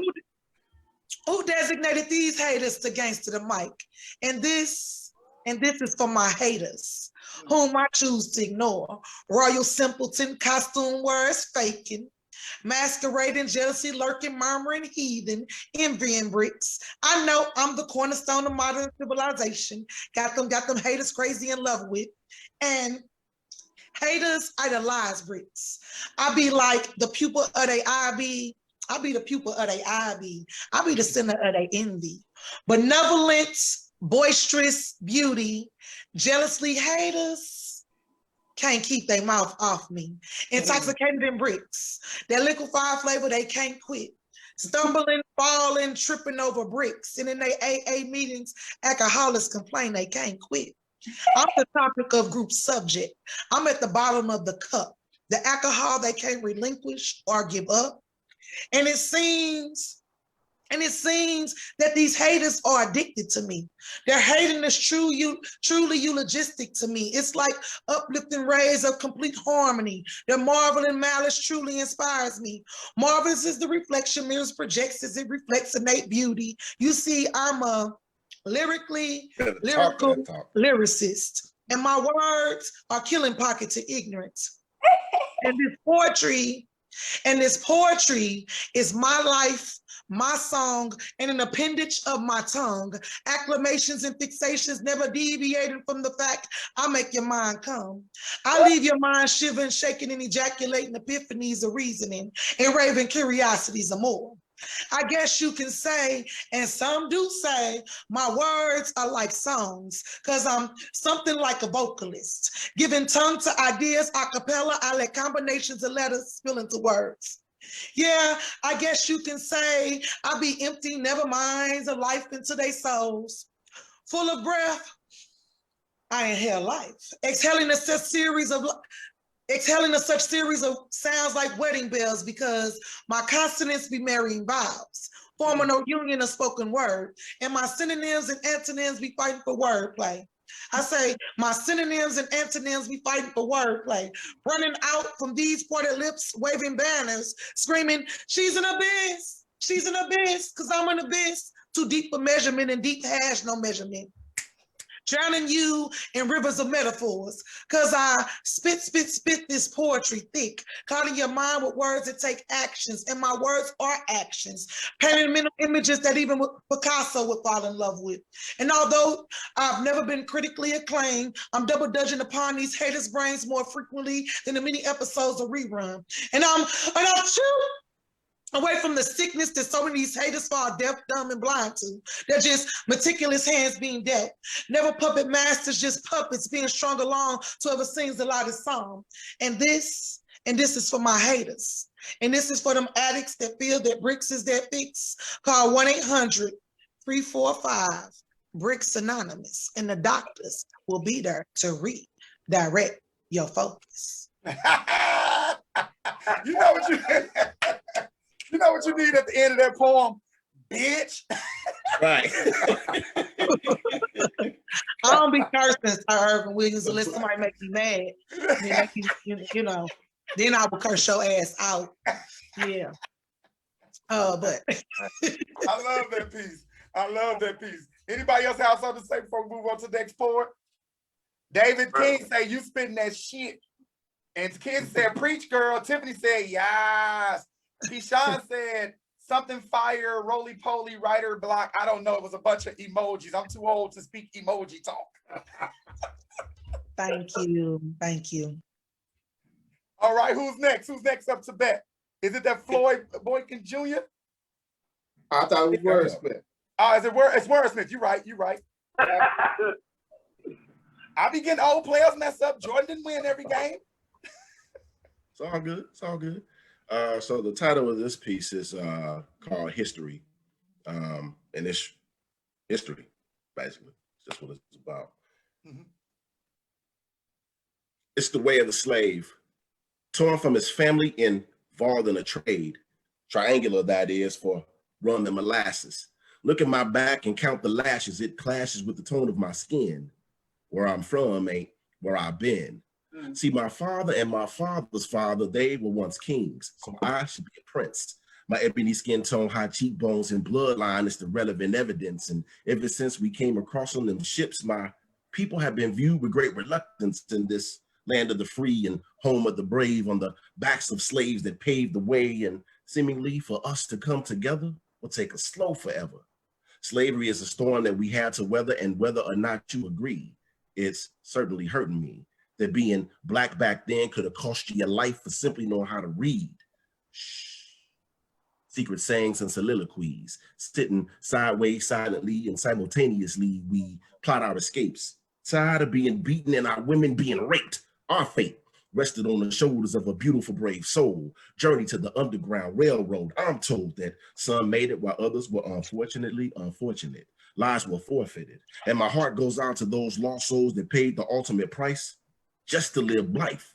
And I don't speak for those that didn't have a voice. I speak for the ones that didn't have a choice or a chance to stand and unite as we fight for civil rights while Martin Luther King gives his speech on turn the other cheek.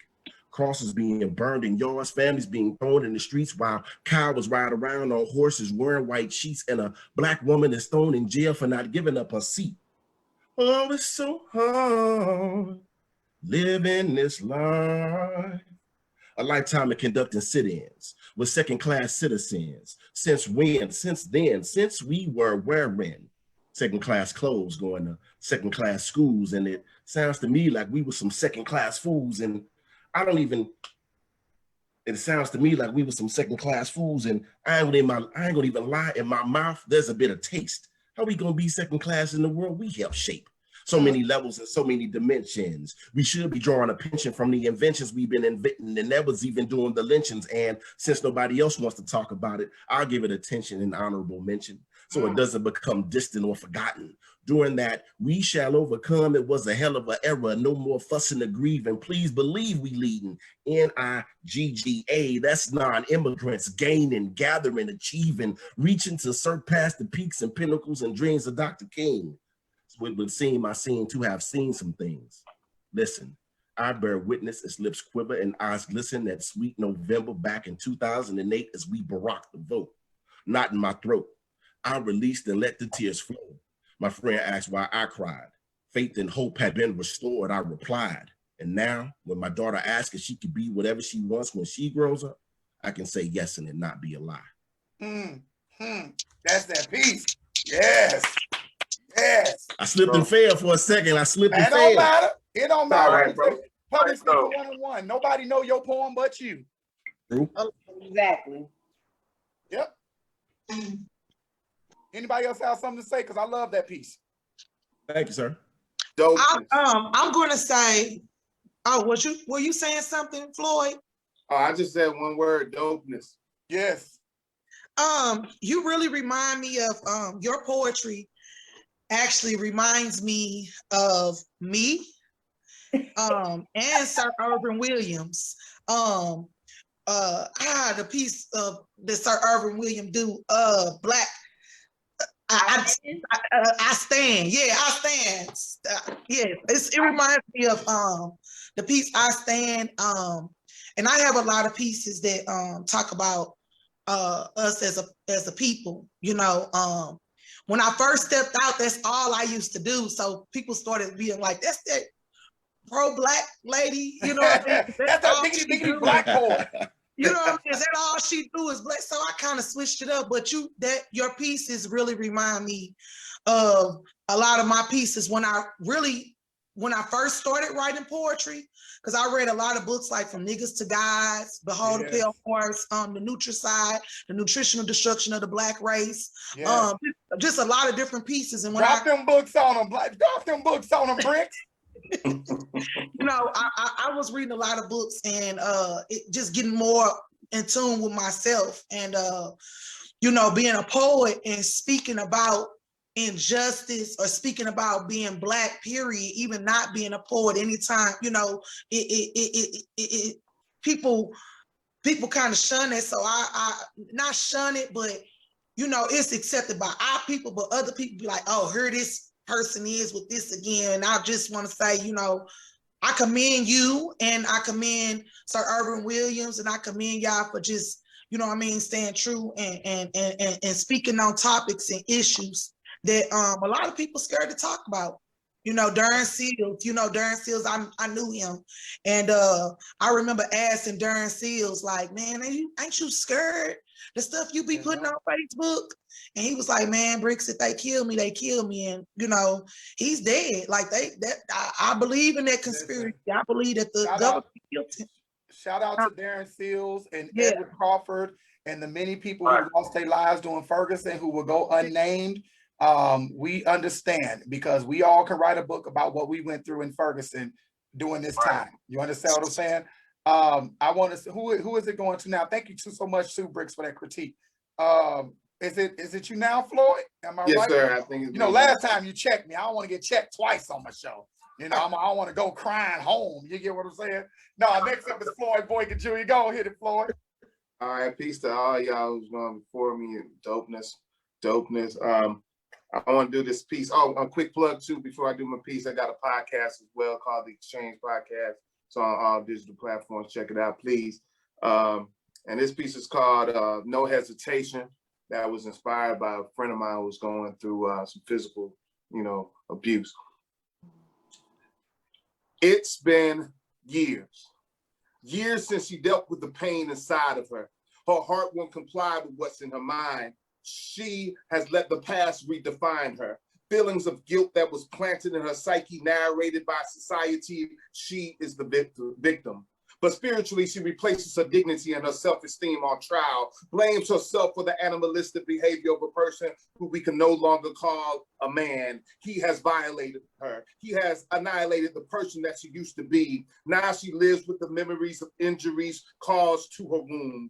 Used to be a birthplace, but now it's a tomb. Her temple has been desecrated. Pride stained by the physical assault of the hate that hate made. He walks freely while she walks enslaved in her own misery. She bathes in her silence, but nothing is louder than the death of her innocence. She cannot replenish it. She cannot go back to the time and relive her life at the point of his treachery. Betrayed by family. The trust is long gone. It's the same old song, different singer. And the key to her life doesn't fit anymore. She has changed the locks to her emotional doors and barely can remember the spiritual combination to her joy.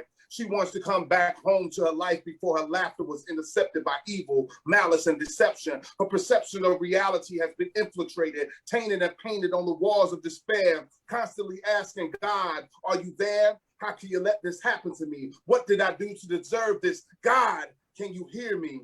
Many nights it feels as if heaven closed its doors and locked its windows and changed the security codes to her safety. She can see her silhouette trapped behind bars, shouting for freedom, fighting to break her secret shackles. She doesn't want to cry silently anymore. She doesn't want to feel the shame connected to her DNA. She doesn't want to remain stagnant in confusion and defeat.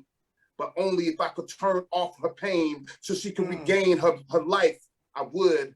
I wish that I could rewrite her story and add glory, but truth trumps tales of fantasy, and her reality holds her mentality and her spirituality at gunpoint. And sometimes she feels like pulling a metaphorical trigger, but she figures that if she stands in her truth, then maybe there may be a chance to reboot. There may be an opportunity to become greater than her agony. Her tragedy will transform her into brilliance, enhance her beauty inside and outside, and it will embrace her greatness. I pray that her past does not hold her prisoner to her pain. I pray that one day she could see what I see and more. I pray that she can live her life without hesitation. I pray that she can live her life without hesitation. Yes. Yes. Yeah, that was on point. If I can turn her pain off, you know how powerful of a line that is, Floyd? I will punch you. I'm going to windmill you in public. Anybody who know me, when I threaten violence on you, towards you, that means I really like something you said. That is powerful, brother. If I could turn her pain off. Whoo! Now, I actually recorded that piece too. So that piece is on Floyd Boykin Jr. .bandcamp.com. I put an EP out like 2 years ago. And that's a recorded piece on there. Yeah, I love that. I love that. Anybody else have anything to say about that? I love that piece. Thank you, sir.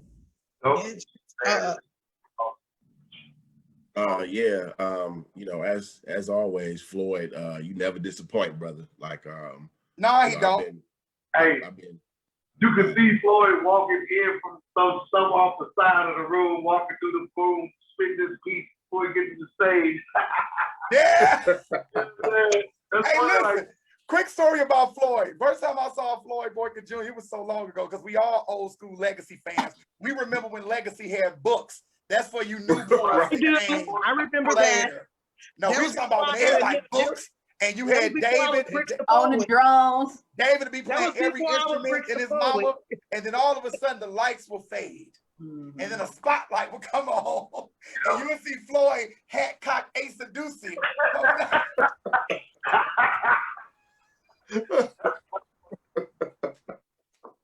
I love it, Floyd. Let me give you your flowers while you're here, brother. You one of the poets that inspired all of us. We love you, bro. You hear me? Thank you, brother. Oh, Love man. y'all He'll back, come in, man. he'll take them, and you know when he really got into a 7, he'll snatch them glasses off. The glasses, come on. Yep. Hey man, look, he was all man, boy, he always was inspired, man. Like look, when I moved to Atlanta and came back home in 2002, first place I came, it was Legacy. It was only crackers, man. Like I said, boy, you just put a magazine out. Like I don't know if that was one of the first ones or which episode it was that Mama Blue came out after that, but it was crazy. Like it was just like I ran into so many people. Like that was like my introduction to like the poet world, you know what I'm saying? To what I know. Shout out to Legacy, shout out to Mr. Nix. You hear me? Because And- without Definitely. Mr. Nix and that safe space for us to spit, I mean, and I'm saying this, I'm gonna get to you, Poetic One, I'm sorry, but I'm saying this because I be looking at the poets that's on the scene now. We have some amazing, listen, y'all. Ooh, baby, we got some writers. Ooh, we got some writers. We have some writers that don't have the arrogance that come with the writing. Yeah, am I making any sense? Like Yes, we sir. have writers out there that are pop, pop, pop, pop with some of the best of them, but they still won't have that family feel that Legacy gave us, that safe space, that getting up from a show and seeing Wordsmith spit and going like, oh, I gotta go home and write a piece because I'm that inspired to spit, or being on a parking lot eating chicken and French fries. We all sharing one chicken, one piece of French fries, but we talking 2 hours after the show. You know, they won't have that experience. So shout out to Mr. Nix and Legacy. We love you, Mr. Nix. We need to do something for Mr. Nix. We need to do like a pop-out show dedicated to him and Legacy. Somebody need to put that together. I will come back to St. Louis to do that. Straight up. Straight up. All right, what's about you, Poetic One? Ervin, you need to do that show. That's why I was pointing to you. Yeah, but you know, I'm in Atlanta, so I can get everybody together, but I wanna do that for him. What about you, Poetic One? Let's get that high shit. Every time I hear that, I just think of Nelly. I do too. That's why I say it like that. High shit. Oh man, y'all make me want to switch the tone up, but I'm in a different mood though. So Hey, yo, pause. Kizzy said that line Floyd said will make a woman fly to his house anytime and stay for good. I'm here. This is now my home, Floyd. Congratulations. All right, go on, Poetic. I'm sorry. hey, it be like this sometimes. It be like that. So I just went through a period. Ooh, I'm glad I'm not this woman no more. So this poem is actually entitled Mr. Sneed. As a section of my book as well, too, shameless plug. But it's inspired during a period of time when I wasn't the woman that I am today, and I tolerated things. So that's self-explanatory. So here's that piece. I said, you make me feel like the year is 2007. With origami folded notebook pages full of insecurity, passion, and the unanswered questions of why I love you so. Be crushing on you hard like dimples placid until little brown boy's faces after pure joy is erected through the simplest thing. Please, God, let this be more than a fling. Because with him, it'd be easy like instant oatmeal, pre-made baked goods, and Sunday morning got me wanting to attend church surveys with you on Sunday morning, just so we could be relationship goals. Tailored suits and sundresses, natural hair, coconut oil, juices and berries, and anything else that screams black love. Because I love to schedule my wash days to be in secret yours. Because nothing says intimacy and love more than lustrous locks and curls and waves being separated by black hands of a black woman. I often wonder how the creator himself knew the perfect distance of where to place every freckle upon your face. Because that mess looks like strategic, like gentrification, Planned Parenthood, and black entrepreneur loans denied by big banks found in white supremacy. I said, I love how he's really into me. So until these 16 days are up, I'll continue to flirt with the idea of change Facebook statuses and MCM posts and casual encounters of via social media that testify we both stay doing the most. Because I tend to get bored easily. And despite my unwillingness to conform to astrology, zodiac philosophy, it does tend to yield some truth. I said we both be Aries. So who knows if the possibility of us will die out quicker than the possibility of it to begin. Because regardless, I just Benjamin Button you in hopes of doing us all over again. Worth it. Yeah. First of all, somebody was in love. Somebody was men with somebody. I ain't gonna listen. I be want to ask questions because this is the problem with being Sir Ervin Williams. You know everybody business, so you can't ask questions because you be knowing stuff. So I gotta, I just gotta be chill on my chill mode with my poet friends be doing poems because I know too much. What y'all think about that piece? Man. You would have been fun to do it all over again. You know what I mean? Yeah. Like, she just left when she just dropped us off like. And look, we always sit there like, is haven't- there more? I have not seen Poetic One for quite some time perform. I've always been a fan. I love her voice, how she put her words together, her metaphors, her similes. And when she said, "You must be gentrification," can you repeat that, Poe? Look, I don't know that piece by and also y'all like the first people to hear me perform these poems, so I don't know. Yeah. How hard. Hey. I think I said you. Good work, because you're killing them. Oh, I said because that mess looks strategic, like gentrification, Planned Parenthood, and Black entrepreneur loans denied by big banks found in white supremacy. Yes. That verse right there that she just said, I'm like, Yes. for real, I'm gonna have to sit down and break that down and give me some type of understanding of you. Yeah. I That's heard what you write. so. Boy, when I heard music and bass lines and drum tracks into that bad baby, Yeah. Right. that must sound dope. Thank you. First base, Floyd Boykin. Second base, Floyd Boykin. Third base, Floyd Boykin. Violin, Floyd Boykin. Clapping hands on rhythm in unison, Floyd Boykin. Marie. Him and David, they are walking orchestra when you put both of them side by side. Bro, two of my favorite people.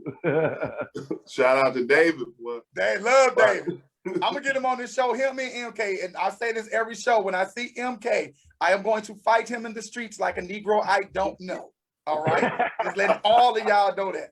All right, so I'm gonna wrap this up with this piece. This piece is called "Demands on Black Boys and How I Escape." Okay, and I wrote this piece because by teaching Black boys, like the more you mentor, the more you teach young men, the more you understand yourself. And it's crazy how I heard these things for 35, 40 years of our living, and it is continuing in Black boys to this day. So the same stuff that was going on in the 80s was the same stuff going on in the 70s, was the same stuff going on in the 60s that's going on today with Black boys. So this is how I escape in the demand on Black boys. Stop it. Sit up, unloosen your wrist. Don't cry, don't laugh, don't trust, don't communicate, work hard, womanize, don't be gentle, be man, be close to man, be strong, be brave, play sports, don't laugh, don't smile, they think you're soft. Man up, boy, don't cry, be man, be target, be stupid, be thug, drink, smoke, be thug, be ignorant, don't think, be man, be close to man, be dismissive, be invisible, be loud, pump your fist, arch your back, stick out your chest, be man, boy, be man, boy, be man, boy, be feminized, boy, be too close to man, boy, be woman, boy, leave home, boy, don't protect your family, boy, be wanted, be desired, be the same, be criminal, be law, be persecutor, be prosecuted, be cage, be animal, be beast, be man, be close to man, be the illusion of man, be careful, bow your head, stretch your stuff, dance, paint your face black, jigaboo for the cameras, monkey boy, don't dream, don't fight, don't think, be man, don't be soft, be man. See, I used to read to learn how to write. I used to read to learn how to write, to learn how to recite. I used to read to learn how to write, to learn how to recite, to learn how to heal myself. I used to read to learn how to write, to learn how to recite, to learn how to heal myself and others. I used to read to learn how to write, to learn how to recite, to learn how to heal myself and others, just to please God. So when I was plucked from the earth, God would say, a job well done. See, I used to read to get out of the reality of life, tucked under the covers with Langston Hughes telling me stories about his mother's staircases escaping the drug dealers who used to tell me, you're nothing but a little smart nigga, and smart niggas don't make it from around these parts. See, I used to read. I used to read to obtain facts from fiction, to lay my burdens down just for an hour or two, to keep my toes occupied as my mother figured out how she was going to pay the gas bill and feed us at the same time. I used to read. I used to read to get away from the drama in life, to stop the tears of a confused young boy who searched for his father in the middle of the night. I used to read just to say, I can read and I can read well. I used to read to get instructions in life. I used to read to feel something besides this nothingness. I used to read to rediscover myself in history books, find that one writer or that slave who revolted. I used to read to catch my heroes' mistakes and learn from them. I used to read to become, to think, to sing, to speak, to face fear, I used to read. I used to read to silence those voices that told me you're nothing but a little smart nigga. And little smart niggas don't make it from around these parts. I used to read. And one day I started to write, and life became much clearer. My clarity became much simpler. The acceptance of my journey became broader, and my imagination began to wonder. And I realized that the impossible is possible. I used to read, and one day I started writing. That's that piece, everybody. Oh, Nice. Real nice. Yo, Focus. that was awesome, bro. Come on, bro. That was nice. inspiration right there. I'm getting ready to write Right. something. Yeah. Yeah, There we thank go. y'all. Yo, if I can describe that with one word, I would say powerful. Thank you. Thank you. Thank you. Just like Poetic One, these all are from my upcoming book, Mr. Duplicity. These are books that I haven't even read out aloud yet. And it's going to come. So we're about to wrap this show up. But before we wrap this show up, I want you to tell everybody where they can find you, what shows you have, what podcasts you have. Floyd Boykin Jr., I'm waiting for my invites. You know, I'm not important enough to be on the Floyd Boykin Jr. podcast. So I'm waiting for that invite in 10 years. You know what I'm saying? But I'm just messing with you. Everybody, tell me where we can find you. Where can they get all of your information? Where can they find your books, your poetry, everything? We're going to start with you, Sevvy Seven. Where can the people find you? And who you like to thank and all that? First of all, I'd like to thank everybody for coming on tonight. All these amazing poets and awesome artists, entrepreneurs, and just great people, including yourself, Sir ErvinJWilliams. Look, you can find me at Sevvy Seven on Instagram. That's usually where everything launches from. But the Sev Gray Show will be launching on March 31st, which is a Wednesday. It'll be launching at 8 p.m. Central Standard Time. And it's just basically a safe space for men to talk about relationships. We're gonna have some fun. We're just gonna live, laugh, and uplift pretty much, and just kind of clear the air and just have a place to move forward with, and you know, have some fun while we doing it. You know, real. So, but yeah, the Sev Gray Show has a YouTube page as well, and Instagram. So all the Sev Gray Show, we out there. Absolutely. And before we go further, we got to shout out 4 Feet because she watching. We all love 4 Feet. Mama 4 Feet. Mama 4 Feet. Mama 4 Feet say, tell everybody, poetry tell people in the world what it is doing right and what it is doing wrong. That's a word right there. Hey, yo, Sevvy Seven, shout out anybody to hit up your cash app real quick for me. Oh, yeah. Shouts out to Shay Brown and shouts out to Wanda. I'm sorry, I didn't read it back again. I'm sorry. Tashana. Yeah, Tashana. Thank you, Tashana. I appreciate you, for real. And anybody else? Hey, the door ain't closed. The doors of the church are open. The doors of the church is open. The doors of the church is still open. Go to collection plate. Yes, Lord. Yes, Lord. All right, Brickz Da Poet, tell everybody where they can find you, baby girl. Where can they find you? And also, Brickz does hair. To get your hair done. Yes. If you want to get any side braid, quick weave sew-ins, I am a barber. You can find me at Varpret Hair Bazaar on Facebook and Instagram. 840 Lee May Ferry Road. If you are if you're trying to get in touch with me, I'm also on Facebook under Brickz Da Poet. That page, that is still kind of, but Kyela Jackson, that is Kyela Jackson is my real name. You can find me, message me through there, or you can message me through my business page. And this is my telephone number, 314-498-9795. Feel free to text me or call me if you want to get in touch with me, or you can get in touch with me through Facebook. Awesome. And shout out people that hit your Cash App. People hit my Cash App. They gave me some money. How do you know? Because you're on your Thank phone. you. Keep shouting y'all out. Yes, thank you. I didn't know. I guess. I don't know who actually did my Cash App. Send me some money, but if you send me some money, yes, I love you. I appreciate that. You are everybody auntie right now. If anybody else want to send me some money, send it to me now. You heard me, like, yes, send it, thank you. Yes, I don't know who sent me. Shout out to my sister, January Starburst. That's my sisters, Tisha Starwana Williams and Happy Tiana Williams. I want to shout them out. Them my sisters. They tuned it in, so I'm loving it. They tuned it in right now. So we gonna go to you, Poetic One. Where can people find you? Shout out people on your Cash App. Tell them about this dope show you have coming up with some of my friends. Thank you, Ervin, for the plug. Yes. So yes, I do have a show coming up for March the 19th. It will be located at address 3624 North Spring. That show will consist of people such as Lewis Confliction, Fire, I know him, Jay Money, myself. Not only will I be hosting, but I'll also be performing and pulling out some of that new shit. Can we say new? Yes. Yeah, it's going to be a 90s theme poetry show. It's called a Poetic Kickback. We're giving out $50 cash prize for best 90 themed outfit. I'm giving out money, y'all. And when I say money, I'm giving out $100 gift cards. I'm giving out cash money. It's going to feel like Christmas in this thing. So yes. Yes, I'm all down for that. And what's the address again? The address is 3624 North Avenue. And what's the date? That is March the 19th. That's this Friday coming up. This Friday. Everybody get there. This Friday, March 19th. Get there. You can reserve your seats. I do want to let you guys know we only have 50 seats available in order to be in compliance with COVID restrictions. So I would highly recommend that you reserve your seats. How can you do that?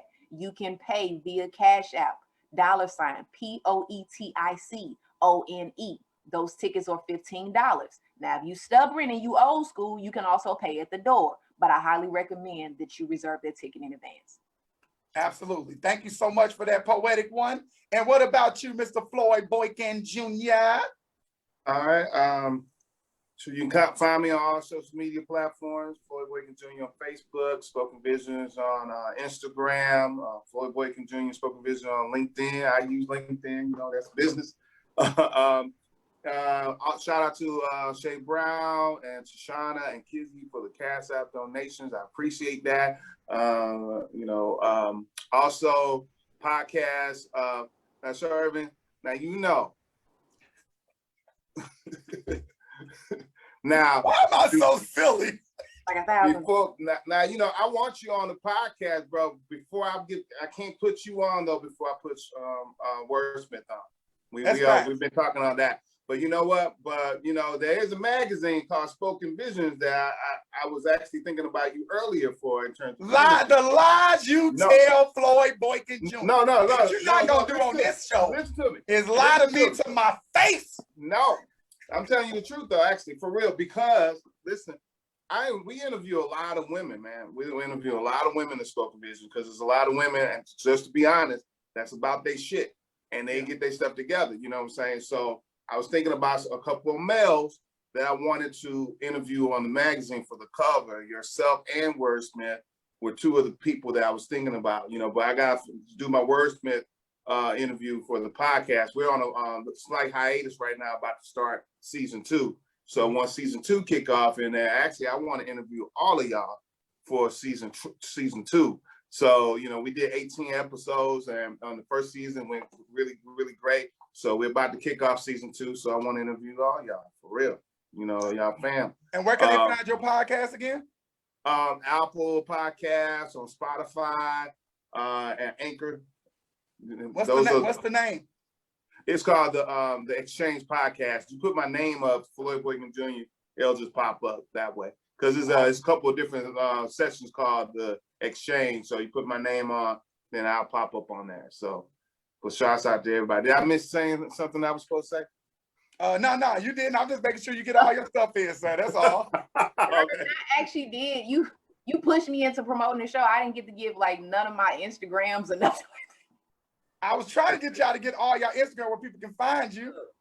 Yeah, so Instagram wise, you can find me on Tag Poetry the number 7. Once again, that is Tag Poetry the number 7. On Facebook, you can find me under Nicole Nelson. For those who gave on Cash App, shout out to Shay Brown. I think the young lady name was Tashana. Mm-hmm. Yes, thank you for those who gave, who have an idea to give. I know some guy got y'all stimmies. Hey, if you want to give, I ain't counting your money. And you always can rewatch this show and Right. come back to these Cash Apps. Right, by all means, I got books for sale, okay? All right. Reviews on Amazon, go get that book. All right, and Floyd Boykin Jr. as well have books for sale on Amazon. He has 338 amazing books, all of them are dope. And Really? Floyd don't talk about this often. He also has a publishing company. Do you still have that, Floyd? Are you still doing that? I am. I'm publishing, but I'm focusing on the magazine and some of the material I'm putting out because I'm working on a cookbook and a novel right now. So I've been Go focusing then, on Floyd. Go then. All right, what about you, WordSmith? Where can people find you and thank people for this Cash App? They can find me in St. Louis, rolling no dub. I always go. Um, Find me in so- St. Louis. What a thugs play, rain. Yes, sir. Yes, sir. Yes, sir. So you can find me on Facebook under Desmond Perkins, but I also have a fan page, the WordSmith. But connect with me through my Facebook page first, because there's like 1,000 wordsmiths I found out after I made my page. There's like 1 million of us. That's just one wordsmith, but that's where I keep. That's the only one we acknowledge. Appreciate that, brother. Appreciate that. But my project is gonna be coming out soon. I had to delay it for a little bit, but I'm gonna have all the updates and whatnot on my personal page and on that fan page, so people can kind of find me there. And then Tashana, thank you for the Cash App. I appreciate the love and support. And yeah, that's pretty much it. And that's what I'm talking about. We try to make sure also. We just trying to How make do sure y'all that know who's sending y'all Cash Apps? I can't see. you on your phone, so you can't necessarily check in right now. It should be at the top though, but we'll tell you later, Auntie Brickz Da Poet, because everybody auntie now. Wait, what do you push now? I'm looking at my phone now. Now, if I push this button, then you're gonna push yourself out. So let me shout out everybody. First of all, I need everybody to go to YouTube. Go to YouTube page of Sir ErvinJWilliams and subscribe so you can see the rewatch of this show, the edited part of this show, and you also can see the behind the scenes. When we get off here, we all log back in. We do a 10-minute interview about what happened on the show, what are some things you liked about the show, yada, yada, yada. And then we actually put the behind the scenes stuff up here so people can enjoy that as well. So make sure you follow me on Sir ErvinJWilliams on all social media. That's Instagram, Facebook, Twitter, and I'm talking with the kids now, and as well as YouTube. Make sure you go and subscribe. We're trying to get these YouTube pages monetized, so when I have amazing artists like this, I can start putting money in their pocket with sponsorships and all this other stuff, y'all. So we want to thank Real STL News for giving us this platform and allowing us to do our Sunday spitters that matriculated over from Black History Month, and we still allowed to use this platform and utilize this platform. I'm always going to shout out Cameron Rhodes, who came to me with this idea. He wanted me to get poets together. I'm like, brother, I know 1,000 poets. Let's go. This show is long overdue. Let's do this. So we will be bringing out more people. One of the special guests is solidified already for next week is Eric Prospect. So that's one of the solidified guests that's going to be on the show next week. So make sure you all tune in. Once again, I would like to thank my poets for coming in. Thank you, WordSmith. Thank you, Poetic One. Thank you, Brickz Da Poet. Thank you, Sevvy Seven. And thank you so much, Mr. Floyd Boykin Jr. It's been an honor to be in y'all presence. I want to thank you all. I know Seven is a MC, so I'm gonna play this beat for him, and we gonna get on up out of here, everybody. So hold up, that ain't the beat that I want to play. Hold on, Seven. Let me give you some. Hold on. I got you, Seven. We gonna throw a beat on real quick. We broke out with the mic. Tell me if you can hear it, Seven. Can you hear it, Seven? Yeah. Y'all spit us out, Seven. I think that's a, hold up. Yeah.